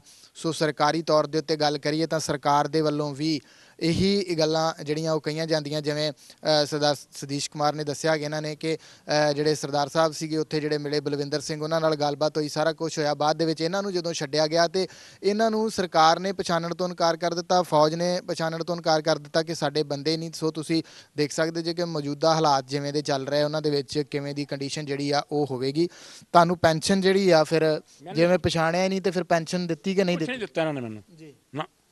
ਆਏ ਆ ਇੱਥੇ ਆ ਕੇ ਸਾਨੂੰ ਪੁੱਛ-ਬੈਕ ਕਰਤਾ ਰਾਜਸਥਾਨ ਚੋਂ, ਅੱਗੇ ਸਾਨੂੰ ਕਿਸੇ ਨੇ ਪੁੱਛਿਆ ਨਹੀਂ ਹੈ। ਮੈਂ ਉੱਥੋਂ ਨਾ ਬੈਠ ਕੇ ਆ ਗਿਆ ਬੱਸ 'ਤੇ, ਕਿਰਾਇਆ ਮੁਕਤਸਰ ਆ ਕੇ ਦਿੱਤਾ। ਉਦੋਂ ਇੱਥੇ ਹਾਲਾਤ ਖਰਾਬ ਸੀ। 4 ਜੁਲਾਈ ਸਨ 1986। ਫਿਰ ਤੁਸੀਂ ਫੌਜ ਤੱਕ ਪਹੁੰਚ ਕੀਤੀ ਕਿ ਮੈਨੂੰ ਪੈਨਸ਼ਨ ਦਿੱਤੀ ਜਾਵੇ ਜਾਂ ਕੁਝ? ਹਾਂਜੀ, ਇਹਨਾਂ ਨੇ ਕਿਹਾ ਜੀ ਅਸੀਂ ਤੈਨੂੰ ਪੈਨਸ਼ਨ ਦੇ ਨਹੀਂ ਸਕਦੇ। ਕੀ ਕਾਰਨ ਕੀ ਦੱਸਿਆ? ਵੀ ਤੂੰ ਤਾਂ ਪਾਕਿਸਤਾਨੀ आपने भेजा कि मैं मर्जी से गया हूँ, मैं सिक्योरिटी वास्ते भेजा, होर बंदे तुझे भेजे है, मेरा दसो कसूर की है। उन्होंने कहा जी वो जिन्होंने भेजा था वो चले गए। जिन्हें मैंने भेजा सीगा उन्होंने वास्ते महेश इंद्रपाल सिंह बटालिया, पता नहीं अजय है भी दुनिया ते कि नहीं है। सुनिया सी कि चंडीगढ़ रहिंदे हो। सानू सरकार ने कुछ नहीं दिता। हुण मैनू 2 साल हो गए, पैरालाइज का अटैक हो गया मैनू, मैं चल फिर सकदा नहीं है। तो मिशन मेरी नौकरी करती सी, वो रोटी मैं खा रहा। बाकी सरकार कोलों सानू कुछ नहीं मिलिया। ਕਿੱਥੇ ਰਹਿਣ ਵਾਲੇ ਜੇ ਤੁਸੀਂ? ਕਿੱਥੇ ਦੇ ਰਹਿਣ ਵਾਲੇ ਜੇ? मुक्तसर दे, फिलहाल फिरोजपुर हाँ इस वेले। ਤੁਹਾਡੀ ਜਿਹੜੀ ਰੈਜੀਮੈਂਟ ਸੀ ਜਾਂ ਬਟਾਲੀਅਨ ਕਿਹੜੀ ਸੀ? मेरी सी 5 कोर, अगे दस्या दे नाल नूं फिर दोबारा दस दिना। Satish Kumar, number 80 18 660 PNR, PCTC Alwar, A training company, post office Itarana, Rajasthan. मेरे सीओ का नाम सीगा GL खत्री, 2SA नाम सीगा भगवान दास मरवाहा। ਤੇ ਫਿਰ ਜਦੋਂ ਤੁਹਾਨੂੰ ਪਛਾਣਨ ਤੋਂ ਇਨਕਾਰ ਕਰ ਦਿੱਤਾ, ਫੌਜ ਤੱਕ ਤੁਸੀਂ ਪਹੁੰਚ ਕੀਤੀ, ਫਿਰ ਉਸ ਤੋਂ ਬਾਅਦ ਦੇ ਵਿੱਚ ਸਰਕਾਰ ਦੇ ਨਾਲ ਵੀ ਕੋਈ ਗੱਲ ਕੀਤੀ ਜਾਂ ਕਿਸੇ ਮੰਤਰੀ ਨਾਲ ਵੀ ਮੈਨੂੰ ਇਸ ਤਰ੍ਹਾਂ ਭੇਜਿਆ ਗਿਆ ਸੀ, ਹੁਣ ਮੇਰੀ ਪੈਨਸ਼ਨ ਵੀ ਨਹੀਂ ਲਾਈ ਜਾ ਰਹੀ? देखो जी, उत्थे अखबार च एक दफा आया सीगा ट्रिब्यून च, उसने कहा भी को दिता जाएगा। उत्थे कहते जी फिरोजपुर शेखो साहब है जी, उन्होंने को पैसा आया, सानू नहीं पता, ना सानू किसी ने पूछा, ना असीं लैन गए, ना सानू किसी ने बुलाया। वो शेखो खा गया या होर कोई खा गया, सानू कोई इस बारे कोई नॉलेज नहीं है। बाकी ये है जिन्ने भी अफसर आंदे रहे मिलिटरी इंटैलीजेंस दे, मेरी उन्होंने हर मदद की है। मैनू इन्होंने रिबेरो साहब ने आके भर्ती कराया, होमगार्ड नौकरी की आके इन्होंने मैनू, मैं फिर जाके DGP को गया भी मैं नौकरी फ्री करूँगा। इन्होंने कहा सानू फ्री की लोड़ नहीं है। मैंने 15 साल करा के ना फिर रिटायर करता। मेरे को ऐसे रोटी तो भी आवाज़ आ रहा, मैं कहा कि मेरी बीवी नौकरियाँ कर दी, मैं भुखा मरदा। मेरे नाल आदमी इतने आए हैं JNK राइफल दे जम्मू तो, मेरे नाल ही आया जिन्होंने इंडिया ने फांसी दी है, मकबूल भट्ट। ਉੱਥੇ ਜੇਲ੍ਹ ਦੇ ਵਿੱਚ ਤੁਸੀਂ ਦੱਸਿਆ ਜਿਵੇਂ ਕਿ ਸਰਬਜੀਤ ਦੇ ਨਾਲ ਵੀ ਤੁਹਾਡੀ ਮੁਲਾਕਾਤ ਹੋਈ ਸੀ? नहीं ये बात पकड़ाया गया। हाँ जी, सरबजीत मेरे नाल बात पकड़ाया गया। बाकी इन्होंने मैं जानदा बड़ी अच्छी तरह, मैं दिल्ली भी बयान दे के आया इसदे। ये जी सिस्टर मदर बेटियां उत्थे गई हैं, असं बयान दे के आए हैं। हाँ जी। ਇਸ ਵੇਲੇ ਕਿੰਨੇ ਕੁ ਬੰਦੇ ਉੱਥੇ ਪਾਕਿਸਤਾਨ ਦੀ ਜੇਲ੍ਹ ਦੇ ਵਿੱਚ ਤੁਹਾਡੇ ਅੰਦਾਜ਼ੇ ਦੇ ਨਾਲ ਬੰਦ ਨੇ? देखो जो मैं सीगा साहब जी उस वे तो 200 के लगभग आदमी है सी, जिन्हें कुछ गुरखा रेजीमेंट दे है, सिख रेजीमेंट दे ज़्यादा, कोई बंगाली है। एक बंगाली उत्थे होर सीगा, उन्होंने नाम सी शाहजहान खान। उनका बाप सी पाकिस्तानी आर्मी के अंदर वाह फैक्ट्री सूबेदार सी, रावलपिंडी कोल वाह फैक्ट्री जिथे इन्होंने हथियार बनते पाकिस्तान के। उनकी मां सी बंगालन, बाप सी पेशावर का। शादी हो गई, वो उधर रह गया। साड़ी गौरमेंट ने आख्या इतने असी अमृतसर ना मेजर मिश्रा, हम आपको ना आपके बाप को बुलाते हैं, तो मुलाकात करके उसको भेज दिया। पहली बारी भेजा, दूजी बारी भी गया, तीजी बारी का फड़िया गया, उन्हें 25 साल सज़ा हो गई। साड़ी सरकार ने उन्होंने नहीं लिया। उत्थे एक एंबेसडर आया जो कि बंगाली सी 84 ਦੇ ਵਿੱਚ। उन्होंने कहा आप कहाँ के रहने वाले हो? कहते मैं तो ढाके के रहने वाला हूँ। उन्होंने बंगला सरकार ने ले लिया, साड़ी सरकार ने नहीं लिया। ਸੋ ਬਿਲਕੁਲ ਇਹ ਤੁਸੀਂ ਦੇਖ ਸਕਦੇ ਜੇ ਕਿ ਕਿਵੇਂ ਦੇ ਇਹ ਅਜਿਹੇ ਸੱਚ ਨੇ ਜਿਹੜੇ ਸਰਕਾਰਾਂ ਜਿਹੜੀਆਂ ਉਹਨਾਂ ਦੀ ਪਤਾ ਨਹੀਂ ਕੀ ਮਜਬੂਰੀ ਜਾਂ ਫੌਜ ਦੀ ਕੀ ਮਜਬੂਰੀ ਆ। ਸੋ ਭੈਣ ਜੀ ਤੁਹਾਡੇ ਕੋਲ ਤੁਹਾਡੇ ਪਿਤਾ ਜੀ ਦਾ ਜਿਹੜਾ ਸਮਾਨ ਆਇਆ ਉਹਦੇ 'ਚ ਕੀ ਕੀ ਹੈਗਾ ਤੁਹਾਡੇ ਕੋਲ? ਹੁਣ ਇਸ ਟਾਈਮ ਤੇ ਸਾਡੇ ਕੋਲੇ ਤਸਵੀਰਾਂ ਆਈਆਂ ਜਿਵੇਂ ਪਾਪਾ ਦੀਆਂ ਜੂਨਟ ਦੀਆਂ ਤਸਵੀਰਾਂ ਆ ਜਿਹੜੇ ਪੂਰੇ ਉਹਨਾਂ ਦੇ ਗਰੁੱਪ ਦੇ ਨਾਲ ਲੱਥੀਆਂ ਆ। ਫਿਰ ਮਾਤਾ ਨੂੰ ਇੱਕ ਸਨਮਾਨਿਤ ਕੀਤਾ ਗਿਆ ਸੀ, ਉਹ ਸਰਟੀਫਿਕੇਟ ਆ। ਹੋਰ ਉਹਨਾਂ ਦੇ ਕੁਝ ਕਾਗਜ਼ ਪੱਤਰ ਆ। ਸਨਮਾਨਿਤ ਕੀਤਾ ਗਿਆ, ਕਦੇ ਵਾਸਤੇ ਕੀਤਾ ਗਿਆ ਸੀ? ਵੀ ਉਹ ਸ਼ਹੀਦ ਹੋ ਗਿਆ 16 ਦਸੰਬਰ 1999 ਨੂੰ। ਤੇ ਪੈਨਸ਼ਨ ਤੋਂ ਬਿਨਾਂ ਕੋਈ ਹੋਰ ਵੀ ਪੈਸਾ ਦਿੱਤਾ, ਫੰਡਸ ਵਗੈਰਾ? ਨਹੀਂ, ਕੋਈ ਪੈਸਾ ਨਹੀਂ ਮਿਲਿਆ। ਜਿਵੇਂ ਉਸ ਟਾਈਮ ਤੇ ਮਸ਼ੀਨਾਂ ਇੱਕ ਦੋ ਮੰਮੀ ਨੂੰ ਦਿੱਤੀਆਂ ਗਈਆਂ ਸੀਗੀਆਂ, ਜਦੋਂ ਸਿਲਾਈ ਮਸ਼ੀਨਾਂ, ਹਾਂਜੀ। ਉਸ ਤੋਂ ਬਾਅਦ ਕੁਝ ਨਹੀਂ ਦਿੱਤਾ ਗਿਆ। ਤੇ ਨਾ ਹੀ ਮੈਂ ਮਤਲਬ ਜਿੱਦਾਂ ਅਸੀਂ ਇਦਾਂ ਅਪਰੋਚ ਕੀਤੀ ਕਿ ਸਾਨੂੰ ਕੋਈ ਸਰਕਾਰ ਵੱਲੋਂ ਕੁਝ ਦਿੱਤਾ ਜਾਵੇ, ਜਿਵੇਂ ਕਦੀ ਵੀ ਕਿਸੇ ਚੀਜ਼ ਲਈ ਅਪਲਾਈ ਨਹੀਂ ਕੀਤਾ। ਅਸੀਂ ਸਿਰਫ ਹਮੇਸ਼ਾ ਜਦੋਂ ਦੀ ਮਤਲਬ ਮੈਨੂੰ ਪਤਾ ਲੱਗਿਆ ਸੀ, ਉਸ ਤੋਂ ਬਾਅਦ ਚ ਮੈਨੂੰ ਪੰਜਾਬ ਸਰਕਾਰ ਵੱਲੋਂ ਵੀ ਕਿਹਾ ਗਿਆ ਕਿ ਅਸੀਂ ਤੁਹਾਨੂੰ, ਮੈਂ ਪੜ੍ਹੀ ਨਹੀਂ ਆ ਤੇ ਤੁਹਾਨੂੰ ਮਤਲਬ ਪੀਐਨ ਦੀ ਨੌਕਰੀ ਦਿੱਤੀ ਜਾਊਗੀ। ਜ਼ਿਲ੍ਹਾ ਸੈਨਿਕ ਬੋਰਡ ਵੱਲੋਂ ਵੀ ਮੈਨੂੰ ਇਹ ਕਿਹਾ ਗਿਆ। ਮੈਂ ਕਿਹਾ ਕਿ ਮੈਂ ਨੌਕਰੀ ਨਹੀਂ ਕਰਨੀ, ਮੈਨੂੰ ਸਿਰਫ ਮੇਰੇ ਪਿਤਾ ਜੀ ਚਾਹੀਦੇ ਆ, ਕਿਉਂਕਿ ਮੈਂ ਨੌਕਰੀ ਦਾ ਕਰਕੇ ਜਾਂ ਸਰਕਾਰ ਤੋਂ ਕੋਈ ਪੈਸਾ ਲੈਣ ਦਾ ਕਰਕੇ ਇਹ ਕੰਮ ਨਹੀਂ ਕਰ ਰਹੀ। ਮੈਨੂੰ ਸਿਰਫ ਇੱਕ ਪਿਓ ਇਸ ਚੀਜ਼ ਨੂੰ ਫੀਲ ਕਰ ਸਕਦਾ ਆ ਵੀ ਉਹਦੀ ਧੀ ਉਹਦੇ ਲਈ ਕਿੰਨਾ ਕੁ ਉਹਨੂੰ ਪਿਆਰ ਕਰਦੀ ਹੈ, ਕਿਉਂਕਿ ਹਰ ਕੋਈ ਮੈਂ ਸਮਝਦੀ ਪੁੱਤਾਂ ਨੂੰ ਵੀ ਬਹੁਤ ਜ਼ਿਆਦਾ ਜ਼ਰੂਰਤ ਹੁੰਦੀ ਹੈ ਆਪਣੇ ਮਾਂ-ਪਿਓ ਦੀ, ਪਰ ਧੀਆਂ ਨੂੰ ਸ਼ਾਇਦ ਜ਼ਿਆਦਾ ਹੁੰਦੀ ਹੈ। ਸੋ ਅੰਤ ਦੇ ਉੱਤੇ ਕੀ ਕਹਿਣਾ ਚਾਹੋਗੇ ਤੁਸੀਂ ਦੇਸ਼ ਵਿਦੇਸ਼ ਦੇ ਜਿਹੜੇ ਦਰਸ਼ਕ ਸਾਡੇ ਦੇਖ ਰਹੇ ਉਹਨਾਂ ਨੂੰ? ਸਭ ਤੋਂ ਪਹਿਲਾਂ ਤਾਂ ਮੈਂ ਸਿੱਖ ਚੈਨਲ ਵੇਖ ਰਿਹਾ ਸਾਰੇ ਸਰੋਤਿਆਂ ਨੂੰ ਇਹ ਕਹੂੰਗੀ ਕਿ ਵਾਹਿਗੁਰੂ ਅੱਗੇ ਅਰਦਾਸ ਕਰੋ। ਇਕੱਲਾ ਬਲਵਿੰਦਰ ਸਿੰਘ ਨਹੀਂ, ਸਾਡੇ ਜਿੰਨੇ ਵੀ ਕੈਦੀ ਉੱਥੇ ਭਾਰਤੀ ਕੈਦੀ ਜਿੰਨੇ ਵੀ ਆ ਉਹ ਵਾਪਸ ਆਉਣ। ਜੇ ਅਗਰ ਉਹਨਾਂ ਦੇ ਪਰਿਵਾਰਾਂ ਦੇ ਵਿੱਚ ਅਗਰ ਹੋ ਸਕਦਾ ਸ਼ਾਇਦ ਉਹ ਛੋਟੀ ਉਮਰ ਦੇ ਵਿੱਚ ਸੀ, ਉਹਨਾਂ ਦੇ ਵਿਆਹ ਨਾ ਹੋਏ ਹੋਣ, ਮਾਂ ਪਿਓ ਦੀ ਡੈਥ ਹੋ ਚੁੱਕੀ ਹੋਵੇ, ਤੇ ਮੈਂ ਉਹਨਾਂ ਸਾਰੇ ਕੈਦੀਆਂ ਨੂੰ ਸੰਭਾਲਣ ਦੇ ਲਈ ਤਿਆਰ ਹਾਂ। ਉਹਨਾਂ ਦੇ ਲਈ ਉਪਰਾਲਾ ਕੀਤਾ ਜਾਵੇ, ਉਹਨਾਂ ਨੂੰ ਵਾਪਸ ਲਿਆਂਦਾ ਜਾਵੇ। ਸਭ ਤੋਂ ਵੱਡੀ ਅਰਦਾਸ ਆ ਵਾਹਿਗੁਰੂ ਦੇ ਅੱਗੇ ਕਿ ਅਰਦਾਸ ਕਰਨ। ਬਾਕੀ ਇਸ ਚੈਨਲ ਦੇ ਮਾਧਿਅਮ ਦੇ ਰਾਹੀਂ ਜਿਵੇਂ ਚਾਹੇ ਕੋਈ ਪਾਕਿਸਤਾਨੀ ਇਸ ਖਬਰ ਨੂੰ ਦੇਖ ਰਿਹਾ ਤੇ ਉਹ ਆਪਣੀ ਪਾਕਿਸਤਾਨ ਗੌਰਮੈਂਟ ਨੂੰ ਅਪਰੋਚ ਕਰੇ, ਉਹਨਾਂ ਨੂੰ ਕਵੇ ਕਿ ਇੱਕ ਧੀ ਭੀਖ ਮੰਗ ਰਹੀ ਹੈ ਤੁਹਾਡੇ ਕੋਲੋਂ ਆਪਣੇ ਪਿਓ ਦੀ, ਤੇ ਉਹਨੂੰ ਵਾਪਸ ਕੀਤਾ ਜਾਵੇ। ਜੇ ਕੋਈ ਭਾਰਤ ਦੀ ਸਰਕਾਰ ਦੇ ਨਾਲ ਕਿਸੇ ਦੇ ਤਾਲਮੇਲ ਆ, ਕਿਸੇ ਵੀ ਪਾਰਟੀ ਦੇ ਨਾਲ, ਤੇ ਉਹ ਉਸ ਪਾਰਟੀ ਨੂੰ ਕਿਹਾ ਜਾਵੇ ਕਿ ਆਪਾਂ ਬਹੁਤ ਸਾਰੇ ਮੁੱਦੇ ਚੁੱਕ ਲਏ ਹੁਣ ਤੱਕ। ਸਾਡੀਆਂ ਜਿੰਨੀਆਂ ਵੀ ਪਾਰਟੀਆਂ ਨਵੀਆਂ ਤੋਂ ਨਵੀਆਂ ਆਉਂਦੀਆਂ ਆ, ਉਹ ਨਵੇਂ ਤੋਂ ਨਵਾਂ ਮੁੱਦਾ ਲੈ ਕੇ ਆਉਂਦੀਆਂ। ਮੈਂ ਸਾਰੀਆਂ ਪਾਰਟੀਆਂ ਦੇ ਅੱਗੇ ਹੱਥ ਜੋੜ ਕੇ ਬੇਨਤੀ ਕੀਤੀ ਸੀ, ਸਾਰੇ ਮੁੱਦੇ ਛੱਡ ਦਿਓ, ਇਹਨਾਂ ਦੇ ਦਰਦ ਨੂੰ ਸਮਝੋ ਜਿਹੜੇ 48 ਸਾਲ ਤੋਂ ਨਰਕ ਦੀ ਜ਼ਿੰਦਗੀ ਜੀ ਰਹੇ ਆ। ਇਹਨਾਂ ਨੂੰ ਵਾਪਸ ਲਿਆਉਣ ਦਾ ਕੋਈ ਵੀ ਪਾਰਟੀ ਮੁੱਦਾ ਚੁੱਕੇ, ਮੈਨੂੰ ਨਹੀਂ ਲੱਗਦਾ ਉਹਨਾਂ ਨੂੰ ਵੋਟਾਂ ਮੰਗਣ ਦੀ ਜ਼ਰੂਰਤ ਪਊਗੀ। ਤੇ ਉਹਨਾਂ ਪਾਰਟੀਆਂ ਦੇ ਨਾਲ ਗੱਲਬਾਤ ਕੀਤੀ ਜਾਵੇ, ਕਿਉਂਕਿ ਹੁਣ ਇਲੈਕਸ਼ਨ ਆ ਰਹੇ ਆ। ਸ਼ਾਇਦ ਹੁਣ ਕੋਈ ਨਵੀਂ ਪਾਰਟੀ ਬਣੇ ਜਿਹੜਾ ਇਹਨਾਂ ਨੂੰ ਵਾਪਸ ਲਿਆ ਸਕੇ। ਮੈਂ ਤਾਂ ਇਹੀ ਜਿਹੜੇ ਵਿਦੇਸ਼ਾਂ ਦੇ ਵਿੱਚ ਰਹਿੰਦੇ ਮੇਰੇ ਭੈਣ ਭਰਾ, ਉਹਨਾਂ ਦੇ ਅੱਗੇ ਇਹੀ ਬੇਨਤੀ ਕਰਦੀ ਹਾਂ, ਤੁਸੀਂ ਮੇਰੇ ਲਈ ਦੁਆ ਕਰੋ, ਮੇਰੇ ਲਈ ਅਰਦਾਸ ਕਰੋ, ਮੇਰਾ ਸਾਥ ਦਿਓ। ਹੁਣ ਜਦੋਂ ਅਭਿਨੰਦਨ ਵਾਪਸ ਆਇਆ, ਥੋੜੀ ਜੀ ਆਸ ਤੁਹਾਨੂੰ ਵੱਜੀ ਹੈ ਕਿਸੇ ਗੱਲ ਦੀ ਇਸ ਚੀਜ਼ ਨੂੰ, ਕਿਉਂਕਿ ਹੁਣ ਉਧਰ ਦੀ ਸਰਕਾਰ ਵੀ ਚੇਂਜ ਹੋਈ ਆ, ਪ੍ਰਾਈਮ ਮਿਨਿਸਟਰ ਜਿਹੜੇ ਆ ਉਹ ਬਹੁਤ ਵਧੀਆ ਨੇ? ਬਿਲਕੁਲ। ਜਿੱਦਣ ਅਭਿਨੰਦਨ ਜੀ ਉਧਰ ਗ੍ਰਿਫਤਾਰ ਹੋਇਆ ਸੀ, ਤੇ ਮੈਂ ਸ਼ਾਇਦ ਅਭਿਨੰਦਨ ਦਾ ਪਰਿਵਾਰ ਵੀ ਇਸ ਚੀਜ਼ ਨੂੰ ਮਹਿਸੂਸ ਕਰੇ, ਤੇ ਮੈਂ ਸੋਚਦੀ ਸੀ ਕਿ ਅਭਿਨੰਦਨ ਤੂੰ ਤੇ ਭਾਰਤ ਦੇਸ਼ ਲਈ ਪਾਕਿਸਤਾਨ ਜਾ ਡਿੱਗਿਆ, ਪਰ ਤੇਰੀ ਸਾਰ ਕਿਸੇ ਨੇ ਨਹੀਂ ਲੈਣੀ। ਪਰ ਜਦੋਂ ਵਾਪਸ ਆਇਆ, ਮੈਂ 3 ਦਿਨ ਨਾ ਟੀਵੀ ਦੇ ਅੱਗੋਂ ਉੱਠੀ ਨਹੀਂ। ਜਦੋਂ ਫਿਰ ਮੈਂ ਬਾਬਾ ਬੁੱਢਾ ਸਾਹਿਬ ਗਈ, ਉੱਥੇ ਜਾ ਕੇ ਅਰਦਾਸ ਕਰਾਈ ਅਭਿਨੰਦਨ ਦੇ ਨਾਂ ਦੀ ਕਿ ਵਾਹਿਗੁਰੂ ਮੇਰੇ ਪਿਤਾ ਨਹੀਂ ਵਾਪਸ ਆ ਸਕੇ, ਅਭਿਨੰਦਨ ਨੂੰ ਤੂੰ ਹੀ ਵਾਪਸ ਲਿਆਉਣਾ ਆ। ਫਿਰ ਜਦੋਂ ਅਭਿਨੰਦਨ ਵਾਪਸ ਆਉਂਦਾ, ਜਦੋਂ ਇਹਦੀ ਵਾਪਸ ਆਉਣ ਦੀ ਖਬਰ ਆਈ, ਤੇ ਮੇਰੇ ਲਈ ਉਹ ਸਮਾਂ ਸ਼ਾਇਦ ਮੇਰੀ ਜ਼ਿੰਦਗੀ ਦੇ ਵਿੱਚ ਸਭ ਤੋਂ ਖੁਸ਼ੀ ਵਾਲਾ ਸਮਾਂ ਉਹੀ ਸੀਗਾ। ਤੇ ਮੈਂ ਇਮਰਾਨ ਖਾਨ ਨੂੰ, ਮੇਰੇ ਬੇਟੇ ਦੀ ਮੈਂ ਤੁਹਾਨੂੰ ਵੀਡੀਓ ਵੀ ਦਊਂਗੀ, ਜਿਹਦੇ ਵਿੱਚ ਮੇਰਾ ਛੋਟਾ ਜਿਹਾ ਬੇਟਾ ਇਹ ਮੰਗ ਕਰ ਰਿਹਾ ਹੈ ਕਿ ਪਾਕਿਸਤਾਨ ਦੇ ਪ੍ਰਾਈਮ ਮਿਨਿਸਟਰ ਨੂੰ ਕਿ ਸਾਡਾ ਦਰਦ ਵੀ ਸਮਝੋ, ਜਿਵੇਂ ਤੁਸੀਂ ਅਭਿਨੰਦਨ ਜੀ ਨੂੰ ਛੱਡਿਆ, ਇਵੇਂ ਮੇਰੇ ਵੀ ਨਾਨਾ ਜੀ ਨੂੰ ਛੱਡ ਦਿਓ। ਮੈਂ ਵੀ ਇਹ ਗੱਲ ਕਹਿੰਦੀ ਹਾਂ ਕਿ ਜਿਵੇਂ ਪਾਕਿਸਤਾਨ ਗੌਰਮੈਂਟ ਨੇ ਅਭਿਨੰਦਨ ਦੇ ਪੁੱਤ ਨੂੰ ਤੋਹਫਾ ਦਿੱਤਾ ਆ, ਮੈਨੂੰ ਵੀ ਉਹੀ ਤੋਹਫਾ ਚਾਹੀਦਾ ਹੈ। ਮੈਨੂੰ ਕੁਛ ਨਹੀਂ ਚਾਹੀਦਾ, ਮੈਨੂੰ ਮੇਰੀ ਝੋਲੀ ਦੇ ਵਿੱਚ ਵੀ ਮੇਰੇ ਪਿਤਾ ਪਾਏ ਜਾਣ।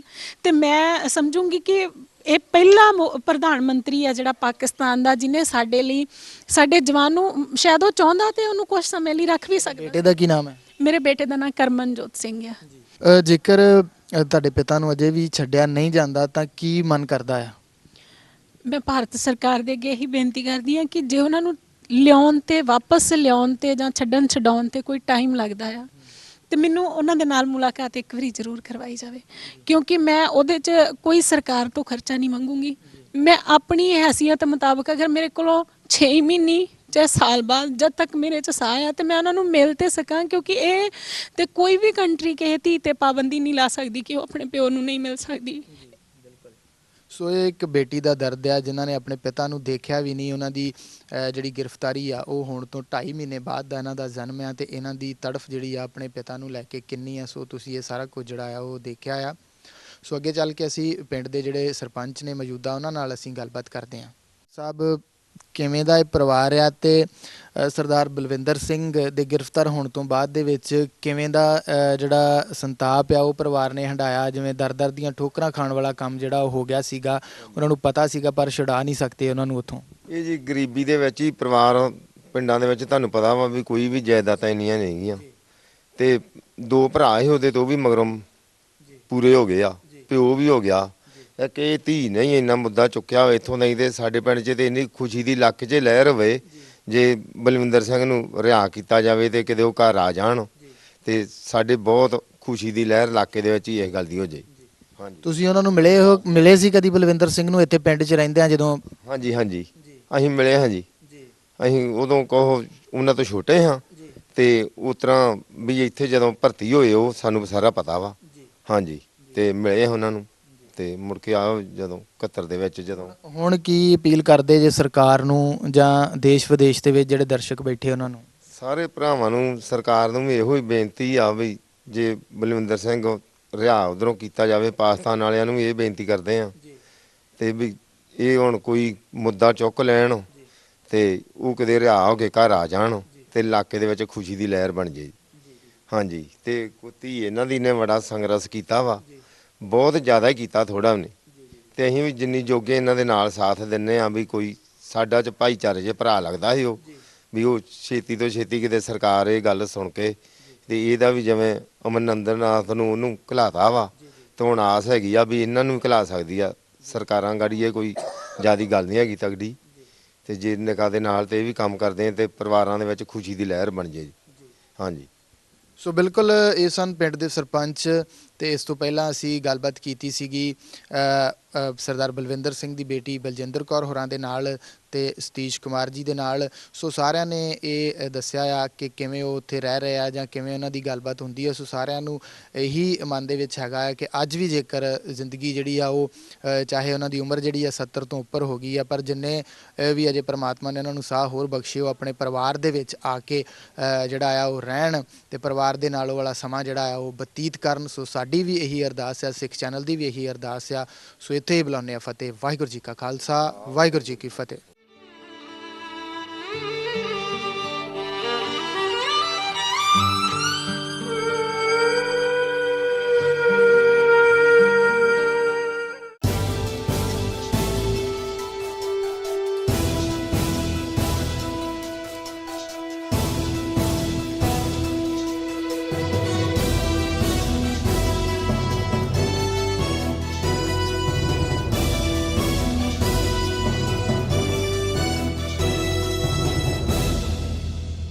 ਸਿੱਖ ਚੈਨਲ ਦੇ ਉੱਤੇ ਜਿੰਨੀਆਂ ਵੀ ਸੰਗਤਾਂ ਇਹਨੂੰ ਖਬਰ ਸਮਝ ਕੇ ਨਾ ਦੇਖਿਓ, ਮੇਰੀ ਸਭ ਤੋਂ ਪਹਿਲਾਂ ਇਹ ਬੇਨਤੀ ਆ, ਤੁਹਾਡੀ ਅਰਦਾਸ ਵਾਹਿਗੁਰੂ ਕਬੂਲ ਕਰ ਲੇ। ਹਰ ਕੋਈ ਪਿਓ ਜਦੋਂ ਆਪਣੀ ਧੀ ਨੂੰ ਆਪਣੀ ਗਲਵੱਕੜੀ ਦੇ ਵਿੱਚ ਲਵੇ ਤੇ ਉਦੋਂ ਇਸ ਧੀ ਨੂੰ ਜ਼ਰੂਰ ਯਾਦ ਕਰੇ ਕਿ ਉਹ ਵੀ ਇੱਕ ਧੀ ਆ, ਉਹ ਵੀ ਇੱਕ ਸਿੱਖ ਪਰਿਵਾਰ ਦੇ ਵਿੱਚੋਂ ਆ ਜਿਹੜੀ ਅੱਜ ਵੀ ਕਲਪ ਰਹੀ ਆ।